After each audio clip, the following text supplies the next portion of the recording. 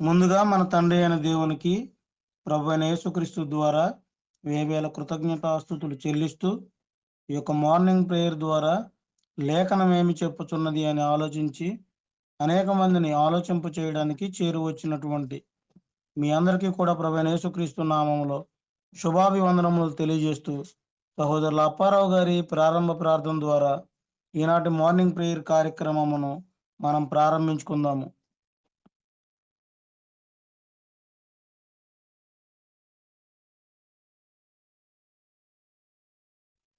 అప్పారావు అన్నయ్య.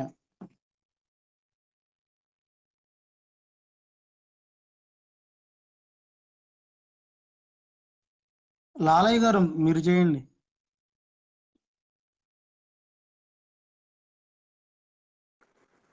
వందనాలండి అందరికి. వినపడుతుందా? వినపడుతుంది. తండ్రి అయిన దేవుడికి కృతజ్ఞతలు. చేరువచ్చిన మీ అందరికీ కూడా యేసుక్రీస్తు ప్రభు నామములో ఉదయకాల శుభములు వందనాలు తెలుగుపరుస్తున్నాం. లేఖనం ఏమి చెప్పుచున్నది అనే కార్యక్రమాన్ని ప్రార్థన ద్వారా ప్రారంభించుకుందాం. మీరందరూ తల్ల ఉంచుకుంటే ప్రార్థన. సర్వశక్తివంతుడు అయిన తండ్రి, సర్వోన్నతుడు అయిన మా దేవ, భూమి ఆకాశములకు అధిపతి అయిన తండ్రి, మీ ఘనమైన అతి పరిశుద్ధమైన విలువైన నామమునకు కృతజ్ఞతలు, స్తుతులు, స్తోత్రాలు చెల్లించుకుంటున్నాం తండ్రి. ఈ ఉదయకాలమున ఫోను కాంటాక్ట్ ద్వారా మమ్మల్ని అందరినీ సమకూర్చి తండ్రి మీ లేఖనమును చదువుకోవటానికి, మీ నామమును ప్రార్థించుకొనుటకు మీరు మా ఎడల చూపించిన ఈ గొప్ప ప్రేమ, దయ, కృప, కనికరములను బట్టి ప్రత్యేకంగా మీకు కృతజ్ఞతలు చెల్లిస్తున్నాం. ఈ సమయంలో చేరి వచ్చిన సేవకులను, మీ యొక్క పిల్లలను దీవించి ఆశీర్వదించమని ప్రార్థన చేయుచున్నాం. రావలసిన వారిని సకాలంలో నడిపించమని వేడుకుంటున్నాం తండ్రి.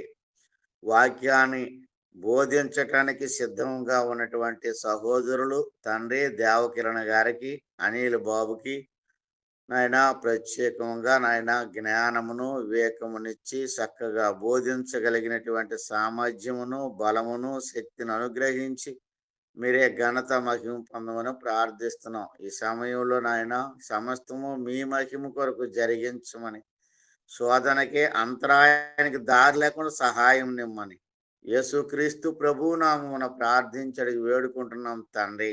ఆమెన్. అందరికీ వందనాలండి.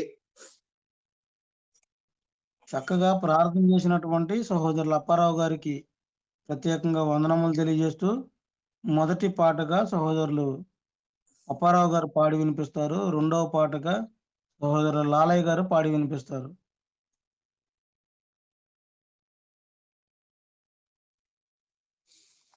సరే. దొరుకుతావురా సహోదరా, దొరుకుతావురా, నీవు దొరుకుతావురా సహోదరా, దొరుకుతావురా. తరిమి తరిమి కీడు చేయ పరుగులెత్తినగానే తొదకు, తరిమి తరిమి కీడు చేయ పరుగులెత్తినగానే తొదకు, దొరుకుతావురా సహోదరా, దొరుకుతావురా. చిన్న చూపు చూచిన తమ్ముని కన్ను ఎరగక సంపినగాని, చిన్న చూపు చూచిన తమ్ముని కన్ను ఎరగక సంపినగాని, అన్న కయ్యోను దేవుని హస్తము నాకు నీవు దొరికిన రీతిగా, దొరుకుతావురా సహోదరా, దొరుకుతావురా. వరములొందిన తమ్ముని జంప వలయునని పంతము పగబట్టి. వరములొందిన తమ్ముని జంప వలయునని పంతము పగబట్టి. నరక వచ్చి లోబడి ఏడ్చిన దురిత చరితుడు యేసేపు వాలే. నరక వచ్చి లోబడి ఏడ్చిన దురిత చరితుడు యేసేపు వాలే. దొరుకుతావురా సహోదర, దొరుకుతావురా. భక్త దావీదును బట్టి ప్రాణము తీయదలచినితానా. భక్త దావీదును బట్టి ప్రాణము తీయదలచినితానా. శక్తితో తరిమిన రాజగు సౌలు దొరికిన రీతిగానో. శక్తితో తరిమిన రాజగు సౌలు దొరికిన రీతిగానో. దొరుకుతావురా సహోదర, దొరుకుతావురా. విగ్రహమునకు మ్రొక్కని దైవ పిల్లలను అగ్నిలో పడవేంచి. విగ్రహమునకు మ్రొక్కని దైవ పిల్లలను అగ్నిలో పడవేంచి. ఆగ్రహించిన నెబుకద్నెజరు గడ్డి మేసి దొరికిన విధముగా. ఆగ్రహించిన నెబుకద్నెజరు గడ్డి మేసిన దొరికిన విధముగా. దొరుకుతావురా సహోదర, దొరుకుతావురా. క్రైస్తవులను బట్టి కొట్టి ఖైదీలో వేయదలచినను. క్రైస్తవులను బట్టి కొట్టి ఖైదీలో వేయదలచినను.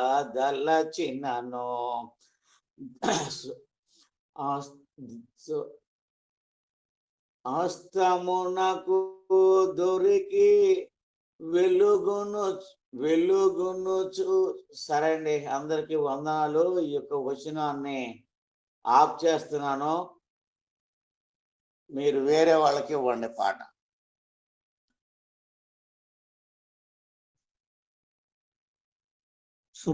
సుబ్రహ్మణ్యం గారు హ్యాండ్ రైజ్ చేస్తున్నారు. వందనాలండి. క్రీస్తునామంలో ప్రతి ఒక్కరికి వందనాలు. ఉదయకాల సమయంలో దేవుని పాట ద్వారా మహిమపడుతూ. రెండే రెండు దారులు, ఒకటి పరలోకం మరి ఒకటి పాతాళం. ఒకటి పరలోకం మరి ఒకటి పాతాళం. పాతాళం కావాలో పరలోకం కావాలో. పాతాళం కావాలో పరలోకం కావాలో. తేల్చుకో సోదరా, తేల్చుకో సోదరి. కోరుకో సోదరా, కోరుకో సోదరి. పుడతావు నీవు దిగంబరిగా, వెళతావు నీవు దిగంబరిగా. పుడతావు నీవు దిగంబరిగా, వెళతావు నీవు దిగంబరిగా. గాలిలో మేడలెన్నో కడతావు, అన్నిటికీ నేనే ఉన్నానంటావు. గాలిలో మేడలెన్నో కడతావు, అన్నిటికీ నేనే ఉన్నానంటావు. లోకాన ఘోరమైన పాపాలు చేశావు, ఆ పాపాలే నిన్ను అగ్నిపాలు చేస్తాయి, ఆ పాపాలే నిన్ను అగ్నిపాలు చేస్తాయి.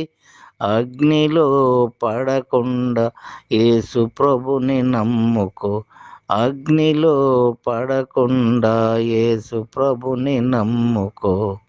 రెండే రెండు దారులు, ఒకటి పరలోకం, మరి ఒకటి పాతాళం. పాతాళం అగ్నిగుండము ఉన్నది ఘోర పాపుల కోసం, ఆ పాతాళం అగ్నిగుండము ఉన్నది ఘోర పాపుల కోసం. అగ్ని ఆరదు, పురుగు చావదు, బగ్గు బగ్గున మండుచుండెను. అగ్ని ఆరదు, పురుగు చావదు, గప్పు గప్పున మండుచుండెను. ధనవంతుడు మరణించి అగ్నిలో చేరాడు, అబ్రహాము రొమ్మున లాజరును చూచాడు, అబ్రహాము రొమ్మున లాజరును చూశాడు. లాజరును చూచి ఎంతో దుఃఖపడినాడు, లాజరును చూసి ఎంతో దుఃఖపడినాడు. రెండే రెండు దారులు, ఒకటి పరలోకం, మరి ఒకటి పాతాళం. పాతాళం కావాలో పరలోకం కావాలో, పాతాళం కావాలో పరలోకం కావాలో తెలుసుకో సోదరా, తెలుసుకో సోదరి, తేల్చుకో సోదరా, తేల్చుకో సోదరి. వందనాలయ్యా, వందనాలు. ఇప్పటి వరకు చక్కగా పాటలు పాడి దేవుని నామమును మహింపరిచినటువంటి సహోదరులు ఇరువురికి కూడా ప్రత్యేకంగా వందనములు తెలియజేస్తూ, లేవియా కాండము 24వ అధ్యాయమును మనం వాక్యపట్న భాగంగా చదువుకుందాము. సహోదరులు సుబ్రహ్మణ్యం గారు 1 నుంచి 9 వచనములు చదివి వినిపిస్తారు. తర్వాత సహోదరులు నతానియేలు గారు 10వ వచనం నుండి 23వ వచనం వరకు చదివి వినిపిస్తారు.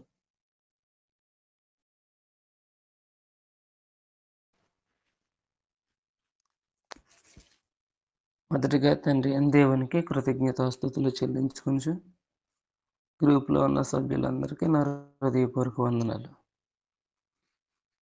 లేవియా కాండము 24వ అధ్యాయము 1 నుండి 9 వచనాలు. మరియు యెహోవా మోషేకు ఇలాగ సెలవిచ్చెను, దీపము నిత్యము వెలుగుచుండునట్లు ప్రదీపము కొరకు దంచి తీసిన అచ్చమైన ఒలివ నూనెను తేవలనని ఇశ్రాయేలీయులకు ఆజ్ఞాపించెను. ప్రత్యక్ష గుడారములో శాసనముల అడ్డతెరకు వెలుపల అహరోను సాయంకాలం మొదలుకొని ఉదయం వరకు అది వెలుగుచున్నట్లుగా యెహోవా సన్నిధిని దాన్ని చక్కపరచవలెను. ఇది మీ తరములకు నిత్యమైన కట్టడ. అతడు నిర్మలమైన దీపవృక్షము మీద ప్రదీపములను యెహోవా సన్నిధిని నిత్యము చక్కపరచవలెను. నీవు గోధుమల పిండిని తీసుకుని దానిలో 12 భక్ష్యములను ఉంచవలెను.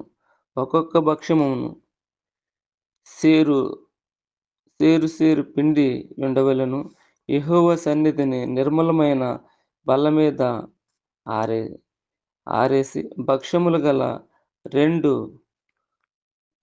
దొంతులుగా వాటిని ఉంచవలెను. ఒక్కొక్క దొంతు మీద స్వచ్ఛమైన సాంబ్రాణి ఉంచవలెను. ఇది యెహోవా ఎదుట మీ ఆహారమునకు జ్ఞాపకార్థమై హోమముగా ఉండును. యాజకుడు ప్రతి విశ్రాంతి దినమున నిత్య నిబంధనను బట్టి ఇశ్రాయేలీయుల యొద్ద దాన్ని తీసుకొని నిత్యము యెహోవా సన్నిధిని చక్కపరచవలెను. అది అహరోనుకును అతని సంతతి వారికిని ఉండవలెను. వారు పరిశుద్ధ స్థలములో దానిని తినవలెను. నిత్యమైన కట్టడ చొప్పున యెహోవాకు చేయు హోమములలో అది అతి పరిశుద్ధము.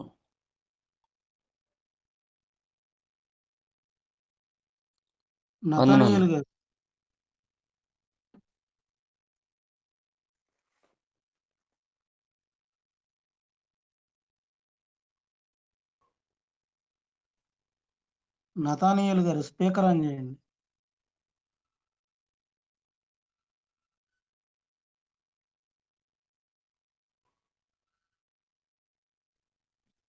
బ్రదర్ మీరు చదవండి. చేస్తా.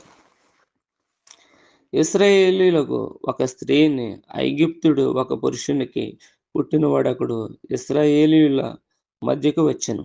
ఆ ఇశ్రాయేలీయురాలి కుమారునికి ఒక ఇశ్రాయేలీయునికిని పాళెములో పోరుపడగా ఆ ఇశ్రాయేలీయురాలి కుమారుడు యెహోవా నామమును దూషించి శపింపగా జనులు మోషే యొద్దకు వాని తీసుకుని వచ్చిరి. వాని తల్లి పేరు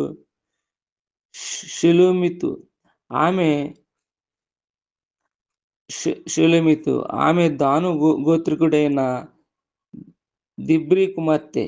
యెహోవా ఏమి సెలవిచ్చినో తెలుసుకుని వరకు దానిని కావలిలో ఉంచిరి.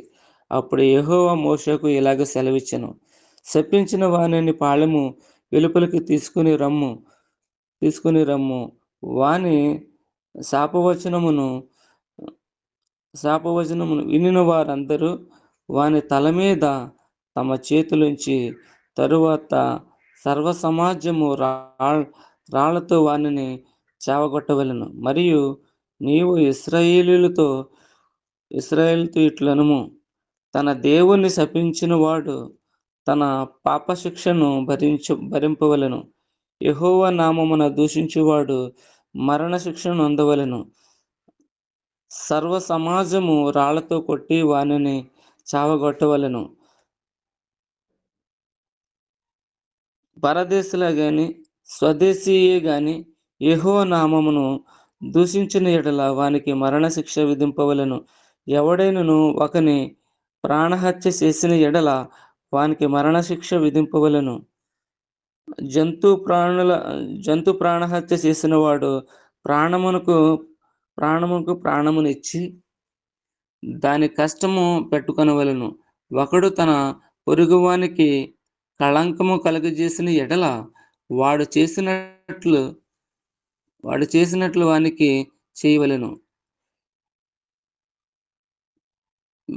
విరగగొట్టబడిన దాన్ని విషయములో విరగగొట్టబడుటకే శిక్ష. కంటికి కన్ను, పంటికి పన్ను చెల్లవలెను. వాడు ఒకనికి కళంకము కలుగజేసినందున వానికి కళంకం కలుగజేయవలెను. జంతువులను చావగొట్టిన వాడు దాని కష్టము నిచ్చుకొనవలెను.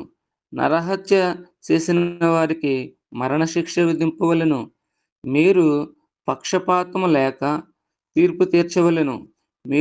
మీలోనున్న పరదేశికి మీరు చేసినట్లు మీ స్వదేశికిని చేయవలెను. నేను మీ దేవుడునైన యెహోవానని వారితో చెప్పుమనెను. కాబట్టి మోషే ఇశ్రాయేలీయులు ఎలాగూ చెప్పెను, శపించిన వాని పాళెము వెలుపలికి తీసుకుని పోయిన రాళ్లతో దాన్ని చావగొట్టవలెను. యెహోవా మోషేకు ఆజ్ఞాపించినట్లు ఇశ్రాయేలీయులు చేసిరి. అందరికీ వందనాలు సార్. ఇప్పటి వరకు చక్కగా ఈ యొక్క అధ్యాయం అంతటిని కూడా చదివి వినిపించినటువంటి సహోదరుడు సుబ్రహ్మణ్యం గారికి ప్రత్యేకంగా వందనములు తెలియజేస్తూ ఈ సమయంలో సహోదరులు అనిల్ గారు ఈ యొక్క అధ్యాయం అంతటిని చక్కగా వివరించవలసిందిగా కోరుకుంటూ ప్రేమతో ఆహ్వానిస్తున్నాము. తండ్రి అయిన దేవునికి కృతజ్ఞతాస్తుతులు. అదే విధముగా కూడి ఉన్న సహోదరులందరికీ కూడా మన ప్రభువును రక్షకుడినైన యేసుక్రీస్తు నామమున వందనాలు తెలియజేస్తూ ఉన్నాను. అయితే ప్రియ సహోదరులారా, లేవి కాండము 24వ అధ్యాయాన్ని మనం పరిశీలన చేద్దాం. ఈ యొక్క 24వ అధ్యాయంలో గుడారపు దీపస్తంభాల నూనె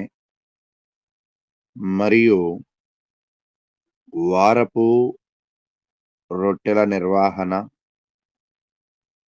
సంబంధించిన సూచనలను వివరిస్తూ ఉంది.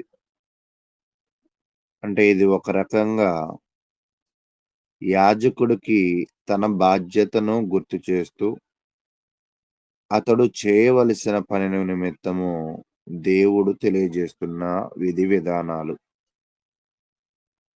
ఇక్కడ మనం చూస్తూ ఉన్నప్పుడు సగం ఐగుప్తీయుడు మరియు సగం ఇశ్రాయేలు ఒక వ్యక్తి పోరాటంలో దేవుని నామమును దూషించిన వానికి తత్ఫలితముగా రాళ్లతో కొట్టబడము అనేది చూస్తూ ఉంటాం. చట్టాలు విదేశీయులకు మరియు స్థానికులకు సమానంగా వర్తిస్తాయని నొక్కి చెప్తూ ఉంది. కాబట్టి ప్రియ సహోదరులారా,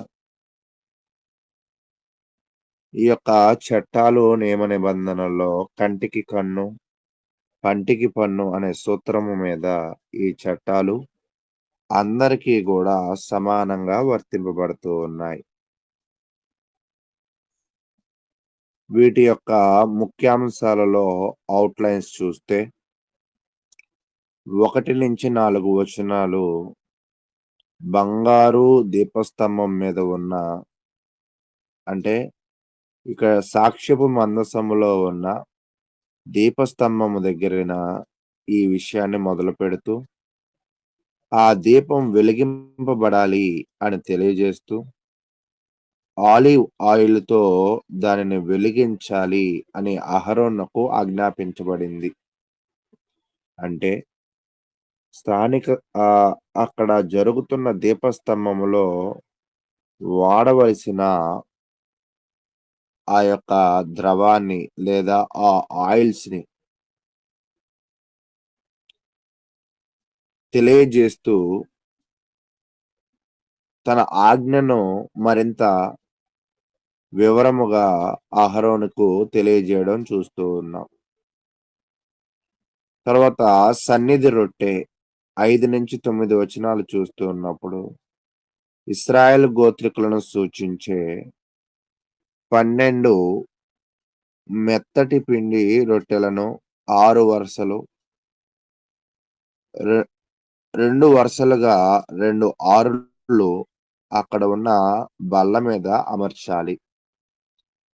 ప్రతి సబ్బాతు దినమున వాటిని భర్తీ చేయాలి. అంటే ప్రతి విశ్రాంతి దినము అనగా వారికి ప్రతి శనివారము, మరియు దానిని యాజకులు మాత్రమే పవిత్ర స్థలములో తినాలి.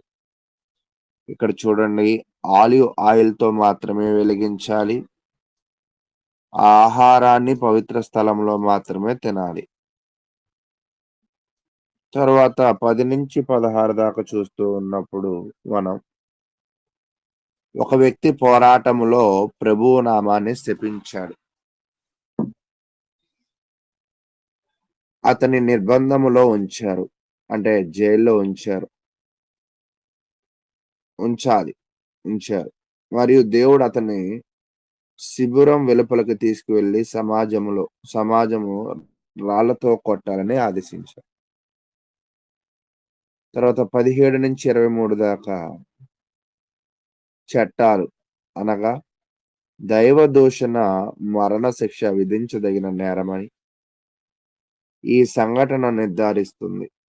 ఎవరైనా ఒక వ్యక్తి ప్రాణం తీస్తే వారికి మరణశిక్ష విధించాలని, వారి మరొకరిని గాయపరిస్తే వారికి తిరిగి గాయము విధించాలని ఇది నిర్ణయిస్తుంది. అందరికీ చట్టాలు సమానమైన స్థితిలో తెలియజేయబడినట్లుగా కూడా చూస్తూ ఉన్నాం. అయితే ప్రియ సహోదరులారా, ఈ యొక్క 24వ అధ్యాయంలో చాలా ముఖ్యమైన విషయాలు. అయితే ఇది ముఖ్యము, ఇది ముఖ్యము కాదు అని చెప్పడానికి లేవి కాండంలో ఏది కూడా లేదు. జనులకు అర్థమయ్యేవి, నచ్చేవి ముఖ్యమైనవిగా, అర్థం కానివి పెద్ద ముఖ్యం కాదనుకుంటా అని అనుకుంటాం గాని, అర్థం చేసుకుంటే ప్రతీదీ ముఖ్యమే అని మనకు అర్థమవుతుంది. కాబట్టి ఈ 24వ అధ్యాయాన్ని 3 భాగాలుగా చూస్తే నిరంతరపు అంటే దీపస్తంభం 1-4 దాకా. ఈ దీపస్తంభంలో మనం నేర్చుకోవాల్సింది ఏమిటి అంటే, పరిశుద్ధ స్థలంలో దీపాలు నిరంతరము వెలగాలి. ప్రజలు శుద్ధమైన ఆలివ్ ఆయిల్‌ని తేవాలి. దేవుని సన్నిధిలో వెలుగు ఆగకూడదు. దీనిలో ఆత్మీయ అర్థం ఏమిటి అంటే, మన జీవితము కూడా దేవుని ఎదుట వెలుగుగా ఉండాలి. అది ఆరిపోకూడదు. అది ఆగిపోకూడదు.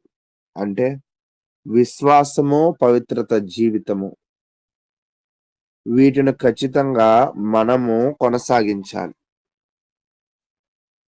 తర్వాత 5-9 వచనాలు సమర్పణ రొట్టెల గురించి. ఈ రొట్టెలు విశ్రాంతి దినమున ప్రభు ఎదుట ఉంచాలి. ఈ యాజకులు భాగంగా ఇవ్వబడ్డాయి. కొన్ని దేవుడు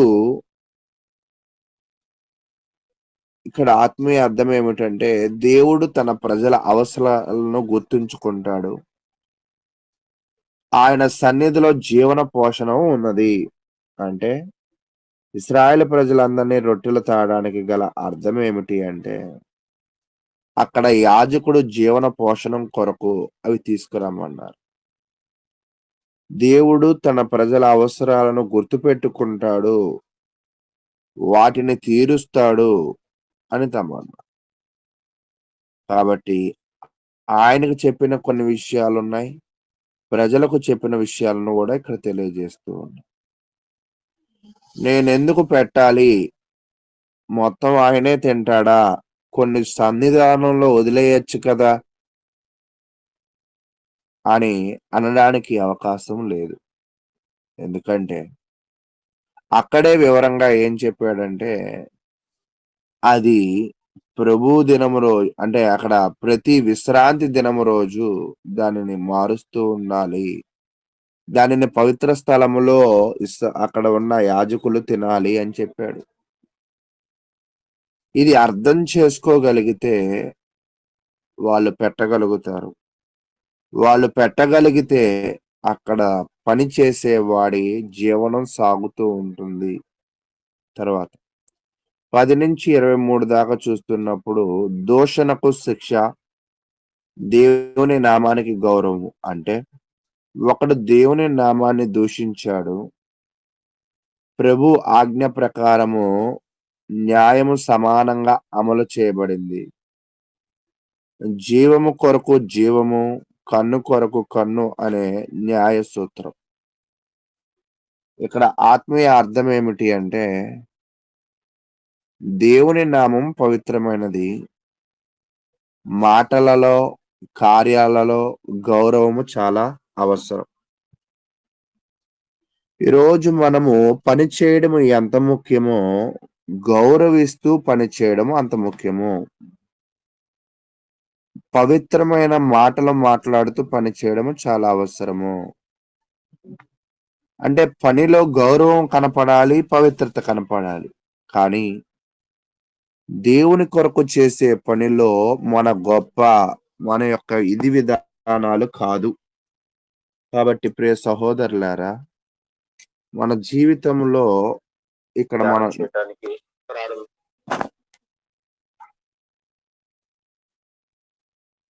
కాబట్టి మన జీవితంలో మనము దేవుని పనిని ఎలా ముందుకు తీసుకువెళుతూ ఉన్నాం? దేవునితో, దేవుని యొక్క ప్రజలతో ఎటువంటి బాంధవ్యాలను, ఎటువంటి మాట తీరును, ఎటువంటి కార్యములను కలిగి ఉన్నాం నేర్చుకోవాలి. ఇది యేసుక్రీస్తుతో పోలికగా చూస్తూ ఉన్నప్పుడు వెలుగు, రొట్టె, న్యాయము అనే ఇక్కడ 3 విషయాలు ఉన్నాయి. యేసుక్రీస్తు గూడా యోహాను సువార్తలో 8:12లో ఏమంటాడంటే, నేనే లోకమునకు వెలుగు అని చెప్తూ ఉన్నాడు. రొట్టె విషయంలో నేనే జీవాహారము అని యోహాను సువార్త 6:35లో అంటున్నాడు. న్యాయము, యేసులోనే న్యాయము, కృప సంపూర్ణంగా ఉంటాయని కూడా తెలియజేస్తూ ఉన్నాడు. కాబట్టి ఇప్పుడు మనము చదివినది యేసును పోలి గూడా ఉంటుంది అని మనకు అర్థమవుతుంది. అయితే మనకు నేర్పే పాఠాలేమిటంటే, నా జీవితంలో దేవునికి వెలుగును ప్రతిబింబిస్తున్నానా? వెలుగు అంటే సత్క్రియల విధంగా, అనేకులను దైవికంగా నడిపించే విధముగా, వెలుగు అంటే మంచి లక్షణాలు కలిగిస్తున్నట్లుగా నేను సమాజంలో ప్రతిబింబిస్తున్నానా? రెండోది, నేను దేవుని సన్నిధిలో నిరంతరము ఉంటున్నానా? అంటే రొట్టెలను నిరంతరము ఉంచినట్లుగా ఈరోజు దేవుని సన్నిధానంలో మనము నిరంతరం ఉంటున్నామా?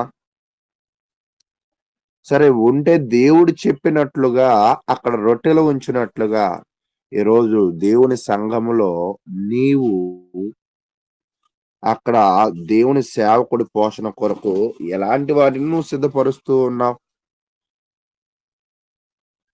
తర్వాత మూడోది, నా మాటలు దేవుని నామాన్ని గౌరవిస్తున్నాయా? ఈరోజు చాలా సంఘాలలో జరుగుతున్న ప్రథమమైన పొరపాటు ఏమిటి అంటే, సహోదరులను దూషించుకునే పరిస్థితులు ఉన్నాయి.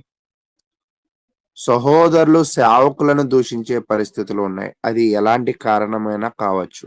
కానీ దేవుని నామాన్ని అవమానపరుచుకుంటున్నాము అనే విధానం అర్థమవుతుందా? కాబట్టి ప్రియ సహోదరులారా, అబ్రహాము లోతు దగ్గర కూడా ఒక మాట అంటాడు, నీవును నేనును బంధువులము కాబట్టి మన మధ్య కలహం ఉండకూడదు అంటాడు. అలాగే ఈరోజు మనము దేవుని నామాన్ని గౌరవించాలంటే సంఘముతో, సంఘస్థులతో, సేవకులతో, సమాజముతో సత్సంబంధాలను కలిగి ఉండాల్సిన అవసరం ఉంది. అయితే దీనిలో మనం నేర్చుకోవలసింది, దీపస్తంభములో ఉండే నూనె ఈరోజు వెలుగు అంటే నూనె ప్రార్థన లాంటిది, వెలుగు వాక్యము లాంటిది, నిర్లక్ష్యం చీకటి లాంటిది. కాబట్టి నువ్వు నిరంతరం వెలిగింపబడాలి అని దేవుడు కోరుకుంటున్నాడు. అంటే నిరంతరము నువ్వు ప్రార్థన, వాక్యాల మీద దృష్టి సాధించాలి. ఆత్మీయ ఆసక్తి నీలో మండుతుందా? లేదా ఆగిపోయిందా? ఒకసారి ఆలోచించేయండి. తర్వాత రొట్టెల విషయానికి వచ్చేటప్పుడు దేవుడు నిన్ను ఎప్పుడు మర్చిపోలేదు. నీవు కనిపించకపోయినా దేవుని సన్నిధిలో ఉన్నావు. ఈరోజు జీవ ఆహారాన్ని దేవుడు ఇవ్వడానికి ఆయన సన్నిధానంలో ఇస్తూ ఉన్నాడు. మరి ఆ సన్నిధానంలో నువ్వు ఎలా ఉంటూ ఉన్నావు? మూడో విషయం ఏమిటి అంటే, మాటలలో బాధ్యత. దేవుని నామాన్ని దూషించడం తీవ్రమైన విషయం. ఈరోజు చాలా మంది దేవుని సేవకులను కూడా దూషిస్తున్నారు. ఏమనుకోవద్దు కూడా అని అంటూ ఉన్నారు. కానీ సంఘస్థులతో కూడా గొడవలు దిగుతూ ఉన్నారు. కానీ అది ఒక దూషణ కార్యక్రమం. అది చిన్న మాటలుగా కనిపిస్తాయి కానీ పెద్ద ప్రభావాన్ని చూపిస్తూ ఉంటుంది. కాబట్టి ఈరోజు కోపంలో మాట్లాడే మాటలు, జోకుల పేరుతో గౌరవం లేకపోవడము అనేది మరి దేవుడు ఇవన్నీ చూస్తూ ఉన్నాడు. అయితే ఈరోజు మనం చదువుకున్న దానిలో వెలుగు, దీపస్తంభము నిరంతరము వెలగాలి. ఇది యేసుక్రీస్తు నెరవేర్చాడు. నేనే లోకమునకు వెలుగుగా ఉన్నాను. అంటే యేసు ద్వారానే ఈ లోకంలో ఏముందంటే వెలుగు ఉంది. ఆ వెలుగు గూడా నిరంతరము ఉన్నది.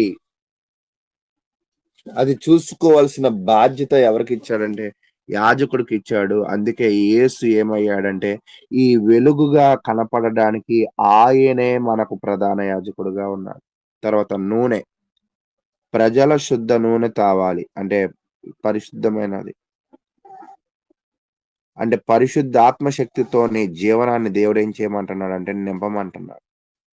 రోమీలు 8వ అధ్యాయం 10-11 దాకా చూస్తున్నప్పుడు ఈ విషయాలు అర్థమవుతాయి. తర్వాత సమర్పణ రొట్టెలు. ఇవి దేవుడు జీవాహార రొట్టెగా చూస్తూ ఉన్నాడు. క్రీస్తే జీవాహార రొట్టె. కాబట్టి వెలుగు ఆయనలో కనపడింది. పరిశుద్ధ జీవనం క్రీస్తులో కనపడింది. జీవాహార రొట్టె ఆయనలో కనపడింది. 12 గోత్రాలు. ప్రతి గోత్రంలో దేవుని సన్నిధిలో ఉండాలి.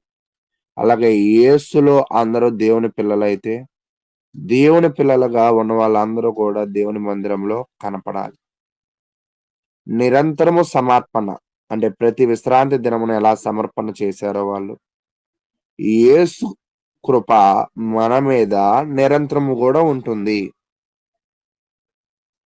ఆయన కృప మన మీద నిరంతరము ఉండాలంటే ఇంతకు ముందు చెప్పుకున్న పాయింట్ ప్రకారం ఆయన సన్నిధిలో మనము ఉండాలి. ఆయన సన్నిధిలో మనము ఎలాగ ఉండాలంటే యేసు ఎలా వెలుగుగా ఉన్నాడు, యేసు ఎలా పరిశుద్ధ జీవనాన్ని కలిగి ఉన్నాడు, యేసు ఎలాగా జీవాహారాన్ని మరి ఇస్తానన్నాడో ఆయన సన్నిధానంలో మనం తీసుకోవాలి. ఓకే, ఇక్కడ దాకా ఆ విషయాలు. తర్వాత న్యాయము, నామదూషణ, కృపా అవకాశం. అంటే కంటికి కన్ను. యేసు మన శిక్షను తనపై తీసుకున్నాడు. అంటే మన పాపానికి మనం నాశనమైపోవాలి, మనము శిక్షింపబడాలి. కానీ క్రీస్తు శిక్షింపబడ్డాడు. నామదూషణ అంటే శిక్ష తప్పదు తప్పు చేస్తే. అవును, మనం కూడా తప్పు చేసాం, శిక్ష తప్పదు. కానీ మన శిక్షను ఆయన మీద వేసుకుని యేసు నామంపై ప్రతి మోకాలు మనం వంచాలి. అలా వంచినప్పుడు మన శిక్షకు, మన తప్పుకు ఆయన మీదే మోపుకున్న పరిస్థితి చూస్తూ ఉన్నాం. కాబట్టి ప్రియ సహోదరులారా, రోజు మన అందరము కూడా వెలుగుగా జీవించగలుగుతున్నామా? నేను జీవరొట్టె అయిన యేసుతో ప్రతిరోజు జీవితాన్ని జీవిస్తున్నానా? నా మాటలు, నా పోస్టులు, నా జోకులు యేసునామాన్ని గౌరవిస్తున్నాయా, అగౌరవిస్తున్నాయా? ఒకసారి పరిశీలన చేయండి. మరి ఈరోజు యేసు 23వ అధ్యాయాన్ని సంపూర్ణం చేసి ఉన్నాడు. మరి యేసుని నమ్ముకున్న మనము కూడా ఈ 23వ అధ్యాయంలో ప్రకారముగా మన జీవితాలు వెలిగింపబడుతున్నాయా, ఆయన సన్నిధానంలో ఉంటున్నాయా, మన మనస్సులో దేవుణ్ణి గౌరవిస్తున్నామా, దూషిస్తున్నామా పరిశీలన చేసుకుని ఒకరిని ఒకరు హెచ్చరించుకుని పరిశీలన చేసుకోవాల్సిందిగా కోరుకుంటూ ఇంతవరకు ఓపికగా విన్న మీ అందరికీ కూడా ప్రభు నామమున వందనములు తెలియజేస్తూ ఉన్నాను. చక్కగా ఈ యొక్క 24వ అధ్యాయం అంతటిని వివరించిన సహోదరులు అనిల్ గారికి వందనములు తెలియజేస్తూ, సహోదరులు యేసుపాదం గారు ఇప్పటి వరకు జరిగినటువంటి కార్యక్రమం అంతటి విషయమై తదుపరి సహోదరులు దేవకరణ గారి మెసేజ్ కొరకు ప్రార్థన సహాయం కోరవలసిందిగా కోరుకుంటూ ప్రేమతో ఆహ్వానిస్తున్నాము. మంచిదండి, ప్రార్థన చేసుకున్నాము. మమ్మల్ని మిక్కిలిగా ప్రేమించిన ప్రియ పరలోకపు తండ్రి, మీ ఘనమైన, ఉన్నతమైన, మహోన్నతమైన నామానికి మీ ప్రియ కుమారుడును మా ప్రభువును రక్షకుడైన యేసుక్రీస్తు నామంలో మీకు స్తుతులు, స్తోత్రములు, కృతజ్ఞతలు తెలియజేసుకుంటున్నాము తండ్రి. మమ్మల్ని ప్రేమించి మా జీవితంలో వచ్చిన దినాన్ని బట్టి స్తుతులు తండ్రి. ఇక ఉదయకాల సమయంలో లేఖనం ఏమి చెప్పుచున్నది అనేటువంటి ధ్యాన కుడికిలో పాల్గొని మా గాత్రముల ద్వారా మీ ఉన్నతమైన నామాన్ని స్తుతించి మహిమపరిచి మీ కీర్తిని సమాజం ఎదుట ప్రచురపరిచిన విధానాన్ని బట్టి స్తుతులు తండ్రి. అలాగే మీరు ఇచ్చినటువంటి పరిశుద్ధ లేఖనాల్లో నుంచి లేవీకాండాన్ని ధ్యానించుకునేటువంటి గొప్ప భాగ్యాన్ని మాకు ఇచ్చారు. అలాగే మీ యొక్క దాసులు మరి యవనస్తులు అనిల్ గారు ద్వారా నాయన లేవి కాండంలో ఉన్నటువంటి విషయాలు, మీ ప్రజలైనటువంటి ఇశ్రాయేలీలు ఒకరి ఎడల ఒకడు ఎలా ఉండాలి, ప్రేమ కలిగి ఉండాలి, ప్రేమతో మరి శ్రేష్టమైనటువంటి ఆహారాన్ని తీసుకొని మంచిగా జీవించాలనేటువంటి విషయాలు తెలియజేశారు. అలాగే నేటి క్రైస్తవులైనటువంటి మేము కూడా మాలో ఉన్నటువంటి ఆత్మ సంబంధమైన దీపాన్ని వెలిగించుకుంటూ మరి క్రీస్తు ప్రభు వారు ఇచ్చినటువంటి ఆ వాక్యం అనే జీవాహారాన్ని మేము పుచ్చుకొని నిత్యము నిరంతరము జీవిస్తూ దేవుని సన్నిధిలో ఆరాధించాలనేటువంటి విషయాలకి ముంగుర్తుగా ఈ విషయాలను మా సహోదరుల ద్వారా మాకు తెలియజేసిన విధానాన్ని బట్టి మీ కృతజ్ఞతలు తండ్రి. అలాగే మీ యొక్క దాసులు దేవకన్న గారు కూడా మానవుని కూర్చున్నటువంటి సత్యంలో మీరు మానవులైనటువంటి మాకు 2 భాగాలు ఇచ్చారని, ఆ భాగాలలో శరీర నియమము, ఆత్మ నియమాన్ని మీరు నియమించారు. ఆ శరీర నియమానికి, ఆత్మ నియమానికి మధ్య జరిగేటువంటి ఆ యొక్క సంఘర్షణ విషయంలో మరి పాపం అనే మా శరీరము మరి పాపానికి లోనయ్యి ఎలా మరి ఆ పాపము చేస్తుందో వాటి యొక్క స్వభావాలేంటో, ఆ స్వభావం అనేది ఆదాము ద్వారా వచ్చిందనేటువంటి విషయాలు, అలాగే ఆత్మ సంబంధమైన నియమము క్రీస్తు ప్రభు ద్వారా మాకు శ్రేష్టమైన నియమాన్ని మీరిచ్చారని, ఆ నియమం ద్వారా మేము తండ్రి దగ్గరికి చేరాలనేటువంటి విషయాలను మాకు మంచిగా బోధిస్తున్నారు.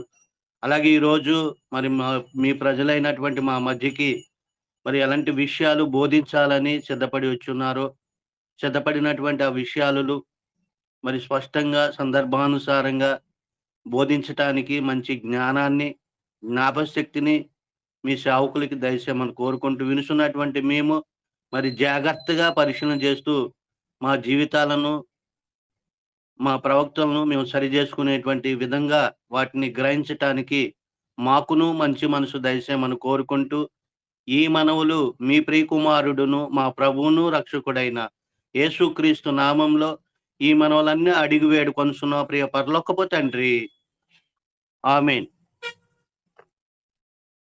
చక్కగా ప్రార్థన చేసినటువంటి సహోదరులు యేసుపాదం గారికి ప్రత్యేకంగా వందనములు తెలియజేస్తూ, సహోదరులు దేవకర్ణ గారు వారికి ఇవ్వబడినటువంటి సమయం అంతటిని కూడా చక్కగా సంపూర్ణంగా వినియోగించుకుని దేవుని యొక్క వాక్యమును మనకి వినిపించాలని కోరుకుంటూ ప్రేమతో ఆహ్వానిస్తున్నాము.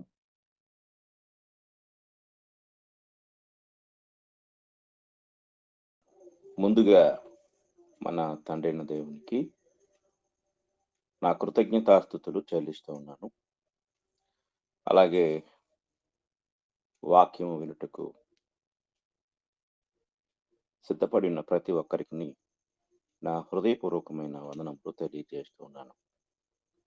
ప్రియమైన వారలారా, దేవుని మహాకృపను బట్టి గడిచిన దినము మనము పాపము అంటే ఏమిటి అనే విషయాలను మనము కొన్ని విషయాలు ధ్యానించాం. అంటే థియాలజికల్ నిర్వచనాలు, పాపము యొక్క దైవశాస్త్ర సంబంధమైన నిర్వచనాలను మనం ధ్యానిస్తూ, పాపము అంటే దేవుని ప్రేమకు లోబడకపోవటం, పాపము అంటే దేవుని మరియు మనుషుల పట్ల ప్రేమ చూపించకపోవటం, అలాగే పాపం అంటే దేవుని చట్టాన్ని అనుసరించకపోవటం అనే విషయాలు మనం ధ్యానించాం. ఈరోజు 4వ విషయం ఏంటంటే పాపం అంటే అవిధేయత. Sin is disobedience. అంటే పాపం అంటే అవిధేయత, అంటే దేవుని యొక్క వాక్యానికి, దేవుని యొక్క నియమానికి విధేయత చూపించకపోవటమే పాపం. ఈరోజు తరచుగా ప్రతి ఒక్కరూ చేసే పాపం ఏంటంటే ఈ అవిధేయత అనే పాపం.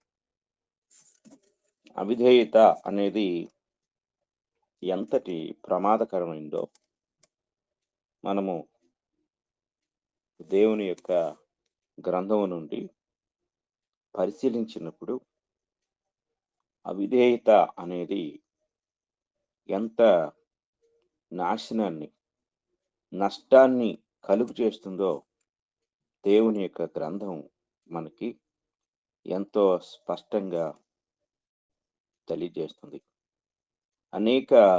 అనేక మంది వారి జీవితాల్లో అవిధేయత అనే పాపం ద్వారా నశించిపోయిన సంఘటనలు మనం దేవుని గ్రంథం నుండి చూడగలం. ముందుగా పేతురు రాసిన మొదటి పత్రిక నుండి ఒక వచనాన్ని మనం చదువుకుందాం. పేతురు రాసిన మొదటి పత్రిక మొదటి అధ్యాయం. పేతురు రాసిన మొదటి పత్రిక మొదటి అధ్యాయము మనము గ్రహించినట్లయితే అందులో ఒక గొప్ప సత్యాన్ని దేవుని యొక్క గ్రంథం మనకి స్పష్టంగా తెలియజేస్తూ ఉంది. కనుక అవిధేయత అనేది ఎంత తీవ్రమైన పాపముగా పరిణమించబడుతుందో మనం జాగ్రత్తగా గ్రహించగలం. మనము చాలాసార్లు అవిధేయత అంటే అది చాలా సులభంగా తీసుకుంటూ ఉంటాం. అవిధేయత అంటే దేవుని మాటకు లేక దేవుని యొక్క వాక్యానికి లోబడకుండా మన ఇష్టానుసారంగా ప్రవర్తించడం లేక జీవించడం. చూడండి, 3వ అధ్యాయం మొదటి పేతురు పత్రిక 3వ అధ్యాయము 19వ వచనాన్ని మనం చదువుకున్నట్లయితే ఈ మాట మనకి కనపడుతుంది. మొదటి పేతురు పత్రిక 3వ అధ్యాయము. దేవుని దీర్ఘశాంతము ఇంకా కనిపెట్టుచుండినప్పుడు పూర్వము నోవహు దినములలో ఓడ సిద్ధపరచబడుచుండగా అవిధేయులైన వారి యొద్దకు అనగా చెరలో ఉన్న ఆత్మ యొద్దకు ఆయన ఆత్మ రూపిగానే వెళ్ళి వారికి ప్రకటించెను. ఆ ఓడలో కొందరు అనగా 8 మంది నీటి ద్వారా రక్షణ పొందిరి.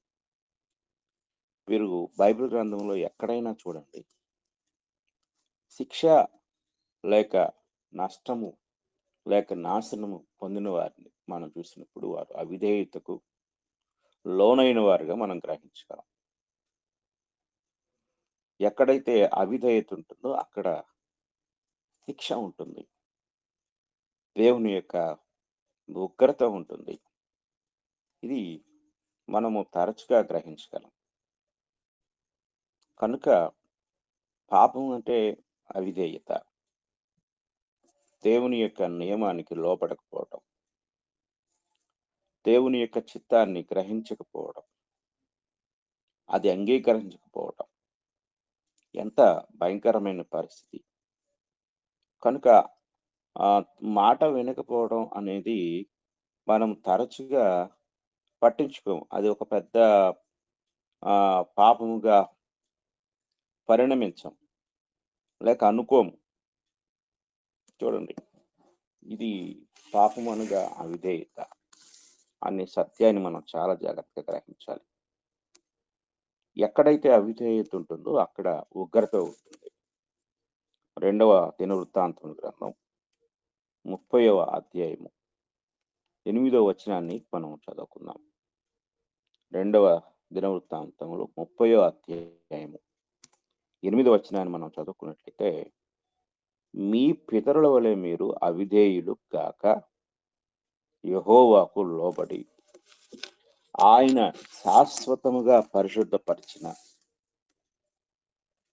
ఆయన పరిశుద్ధ మందిరములో ప్రవేశించి మీ దేవుడైన యెహోవా మహోగ్రత మీ మీది నుండి తొలగిపోవునట్లు ఆయనను సేవించుడి. అంటే ఎక్కడైతే అవిధేయత ఉంటుందో అక్కడ దేవుని ఉగ్రత నిలిచి ఉంటుంది. ఉగ్రతను తప్పించుకునే మార్గం ఏమిటంటే విధేయత, అంటే దేవునికి లోబట్టం, దేవుని చిత్తానికి లోబట్టం. కనుక సాధారణంగా ఎవరైతే అవిధేయతా స్థితిలో ఉంటారో వారు దేవుని ఉగ్రత కింద ఉన్నారు. ఏ క్షణంలోనైనా దేవుని ఉగ్రత వారి మీదకి రావచ్చు. ఈరోజు ఈ లోకంలో మనం ఎంతో మందిని చూస్తున్నాం. సడన్ గా మరణం పాలవటం, సడన్ గా వారి జీవితాలు తలకిందులు అవటం, అంతవరకు బాగున్న వాళ్ళు సడన్ గా వారి జీవితము ఒక రకమైన స్థితికి లోనైపోవటం, తారుమారైపోవటం. కారణం ఏంటంటే అవిధేయత. వారు విశ్వాసులు కావచ్చు, అవిశ్వాసులు కావచ్చు. నెహెమ్యా గ్రంథం 9వ అధ్యాయం 26వ వచనం మనం చదువుకుందాం. నెహెమ్యా గ్రంథం 9వ అధ్యాయం 26వ వచనం చూడండి. అయినను వారు అవిధేయులై నీ మీద తిరుగుబాటు చేసి నీ ధర్మశాస్త్రమును లక్ష్య పెట్టక త్రోసివేసి నీ తట్టు తిరగవలనని తమకు ప్రకటన చేసిన నీ ప్రవక్తలను చంపి నీకు బహుగా విసుగు పుట్టించేది. అవిధేయత దేవుని మీద తిరుగుబాటు చేయటం, అవిధేయత దేవుని యొక్క చట్టాన్ని త్రోసివేయటం, అవిధేయత దేవునికి తీవ్రమైన విసుగు పుట్టించటం. చాలా జాగ్రత్తగా మనం గ్రహించాలి. లోబడకపోవటమే అవిధేయత, అదే తిరుగుబాటు, దేవుని మీద దేవునికి ఎదురు తిరగటం. కనుక జాగ్రత్తగా మనం గ్రహించాలి. ఇర్మియా గ్రంథం 4వ అధ్యాయం 4వ వచనం. ఇర్మియా గ్రంథం 4వ అధ్యాయం 4వ వచనం చదువుకున్నాను. అవిధేయులై ఉండుట మానుకొని మీ దుష్ట క్రియలను బట్టి ఎవడను ఆర్పివేయలేనంతగా నా ఉగ్రత అగ్ని వలె కాల్చకున్నట్లు యూదావారులారా, యెరూషలేము నివాసులారా, యెహోవాకు లోబడి ఉండుడి. దేవుడు ఎంత తీవ్రంగా మాట్లాడుతున్నాడు ఇక్కడ. అవిధేయులైనట మానుకోండి. మానుకోకపోతే ఎంత కింద కింద మాటలు మనం ఆలోచించినప్పుడు ఆర్పివేయలేనంత దేవుని ఉగ్రత అగ్ని వలె కుమ్మరించబడుతుంది. కనుక ప్రియమైన వారులారా, ఈరోజు చాలా మంది వారి జీవితాల్లో వాక్యం వింటున్నప్పటికీ, వాక్యాన్ని చదువుతున్నప్పటికీ, దేవుని మందిరానికి వస్తున్నప్పటికీ, దేవుని చిత్తాన్ని తెలుసుకుంటున్నప్పటికీ, వారి జీవితాల్లో అవిధేయత ద్వారా సడన్ గా దేవుని ఉగ్రతకు, దేవుని కోపానికి గురవుతున్న సంఘటన మనం దేవుని వాక్యం నుండి చూడగలం. కనుక మనం దేవుని పిల్లలుగా ఎంత త్వరగా దేవునికి విధేయులమైతే అంత త్వరగా దేవుని కోపం నుండి, ఉగ్రత నుండి, నాశనం నుండి, నష్టం నుండి తప్పించబడతాం. ఇది చాలా జాగ్రత్తగా మనం గ్రహించాలి. ఒకవేళ ఇంకా దేవుని యొక్క చిత్తాన్ని గ్రహించకుండా, దేవుని వాక్యాన్ని అంగీకరించకుండా అవిధేయులైతే వారి జీవితం అత్యంత భయంకరమైన దేవుని కోపాన్ని పొందుకుంటారు, ఉగ్రత పాలవుతారు. ఇది చాలా జాగ్రత్తగా గ్రహించాలి మనం. అలాగే విధేయత అనేది, అంటే అవిధేయత నుండి విధేయతలోనికి వచ్చినప్పుడు దేవుడు ఎంత చక్కగా ఆశీర్వదిస్తాడు మనం గమనించినప్పుడు అపోస్తుల కార్యముల గ్రంథం 26వ అధ్యాయం మనం చదువుకున్నట్లయితే ఒక చక్కని మాట మనకి అక్కడ కనపడుతుంది. ఒక మంచి సాక్ష్యం, ఒక మంచి ఎగ్జాంపుల్ అక్కడ కనపడుతుంది. చూడండి, అపోస్తుల కార్యముల గ్రంథం 26వ అధ్యాయము 15వ వచనం మనం చదువుకుందాం. అప్పుడు నేను, ప్రభువా నీవు ఎవడవని అడుగగా, ప్రభువు నేను నీవు హింసించుతున్న యేసును, నీవు నన్ను చూచి ఉన్న సంగతిని గూర్చియు, నేను నీకు కనబడబో సంగతిని గూర్చియు, నిన్ను పరిచారకుని గాను సాక్షిని గాను నియమించటకై ఉన్నాను. నీవు లేచి నేను ఈ ప్రజలను అన్ని జనులను హాని కలుగకుండా నిన్ను కాపాడగను. వారి చీకటిలోని వెలుగులోనికి సాను అధికము నుండి దేవుని వైపుకును తిరిగి నాయందు విశ్వాసము చేత పాప క్షమాపణను పరిశుద్ధ వారిలో స్వాస్థ్యమును పొందుతారు. వారి కన్నులు తెరచుటకై నేను నిన్ను వారి ఎద్దుకు పంపెదని చెప్పాను. కాబట్టి అగ్రిపరాజా, ఆకాశం నుండి కలిగిన ఆ దర్శనమును నేను అవిధేయను కాక. ఎంత మాట! 2 పదాలు, విధేయత, అవిధేయత. అవిధేయుని అంటే నేను విధేయుడయ్యాను. ఎప్పుడైతే విధేయత అనేది పౌలు జీవితంలో ప్రవేశించిందో, అంతకు ముందున్న ఉగ్రత, అంతకు ముందు ఉగ్రతకు తాను ఎంత పాత్రుడయ్యాడో, దేవుని సంఘాన్ని పాడు చేసి దేవుని యొక్క చిత్తానికి ఎదురు తిరిగిన వాడు, దేవుడే ప్రత్యక్షమై తన తప్పును తానుకు తెలిసేలాగా చేసేంతటి ఒక గొప్ప దుష్టత్వంలో ఉన్నవాడు. పూర్వము దోషకుడును, హింసకుడును, హానికరుడను, ప్రధానమైన పాపిని అని చెప్పుకున్నవాడు కనికరించబడి దేవుని కృపను పొందుకొని దేవుని చిత్తానికి లోనై ఒక గొప్ప పరిచర్యకు అప్పగించబడి అనేకులకు సాక్షిగా ఆఖరికి క్రీస్తు శరీరం కొరకు తన శరీరాన్ని సజీవ యాగముగా అర్పించుకున్న అంతటి మహాభాగ్యాన్ని పొందుకున్నాడు. 2 విధేయత, అవిధేయత. కనుక అవిధేయత అనేది మానవ జాతిని ఎంత తీవ్రమైన నష్టానికి తీసుకుపోతుందో, సేమ్ టైం విధేయత అనేది మానవ హృదయాన్ని దేవునికి అర్పించినప్పుడు దేవుడు ఎంతలాగా శాంతింప చేయబడి తీవ్రమైన ఉగ్రతతో, కోపంతో ఉన్నవాడు మన పట్ల సమాధానమైన స్థితిలోనికి వచ్చి ఆయన వరాలను మనకు అనుగ్రహించేంత ప్రేమ కలిగిన వాడు. ఆయన తన ఉగ్రతనంతటినీ మర్చిపోయి పరిపూర్ణమైన తన యొక్క ఆశీర్వాదాలన్నింటినీ లెక్కించలేనంతగా కుమ్మరించేంత కరుణమయుడు ఆయన. ఇంతకుముందు మన విషయంలో ఎంత ఉగ్రతతో ఊగిపోయాడు, అదంతా అసలు జరిగిందా లేదా అన్నట్లుగా మర్చిపోయేంత గొప్ప కనికరం కలిగిన దేవుడు. కనుక సిన్ ఈజ్ డిసోబీడియన్స్ అనగా పాపం అంటే అవిధేయత. కనుక వాక్యాన్ని మనం చాలా జాగ్రత్తగా పరిశీలించినట్లయితే పాత నిబంధన కాలం నుండి క్రొత్త నిబంధన వరకు ఎంతో మంది అవిధేయులయ్యారు. కనుక మనము అవిధేయతలో నుండి విధేయతలోనికి రావటమే దేవుని చిత్తం.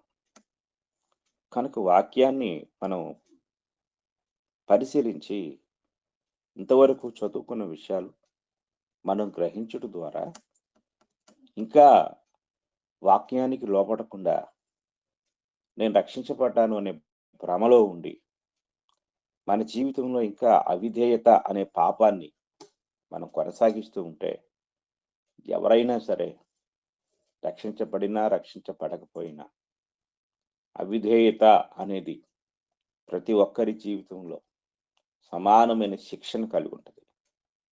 అట్టి స్థితిలో నుండి తప్పించబడే దేవుని కృపకు పాత్రులు అవ్వాలని వాక్యం తెలియజేస్తుంది. కనుక విధేయత మన జీవితానికి ఆశీర్వాదం అయితే అవిధేయత పాపంగా పరిణమించబడుతుంది. కనుక ఈ విషయాన్ని మనం చాలా జాగ్రత్తగా గ్రహించాలి. తర్వాత పాపం అంటే దేవుని పట్ల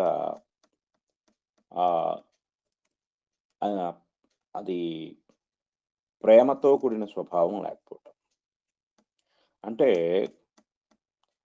స్వార్థపూరితమైన విషయాలకు మనము ప్రాధాన్యత చూపడం.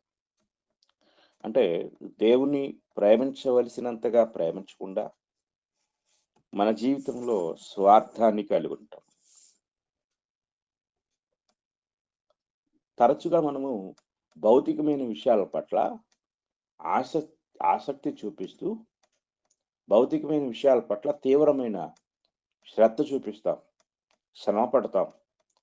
కానీ దేవుని దగ్గరకు వచ్చేసరికి మనము చాలా నిర్లక్ష్యాన్ని వహిస్తూ ఉంటాం, అశ్రద్ధ వహిస్తూ ఉంటాం, తీరిక లేనట్లుగా ప్రవర్తిస్తూ ఉంటాం. ఇదే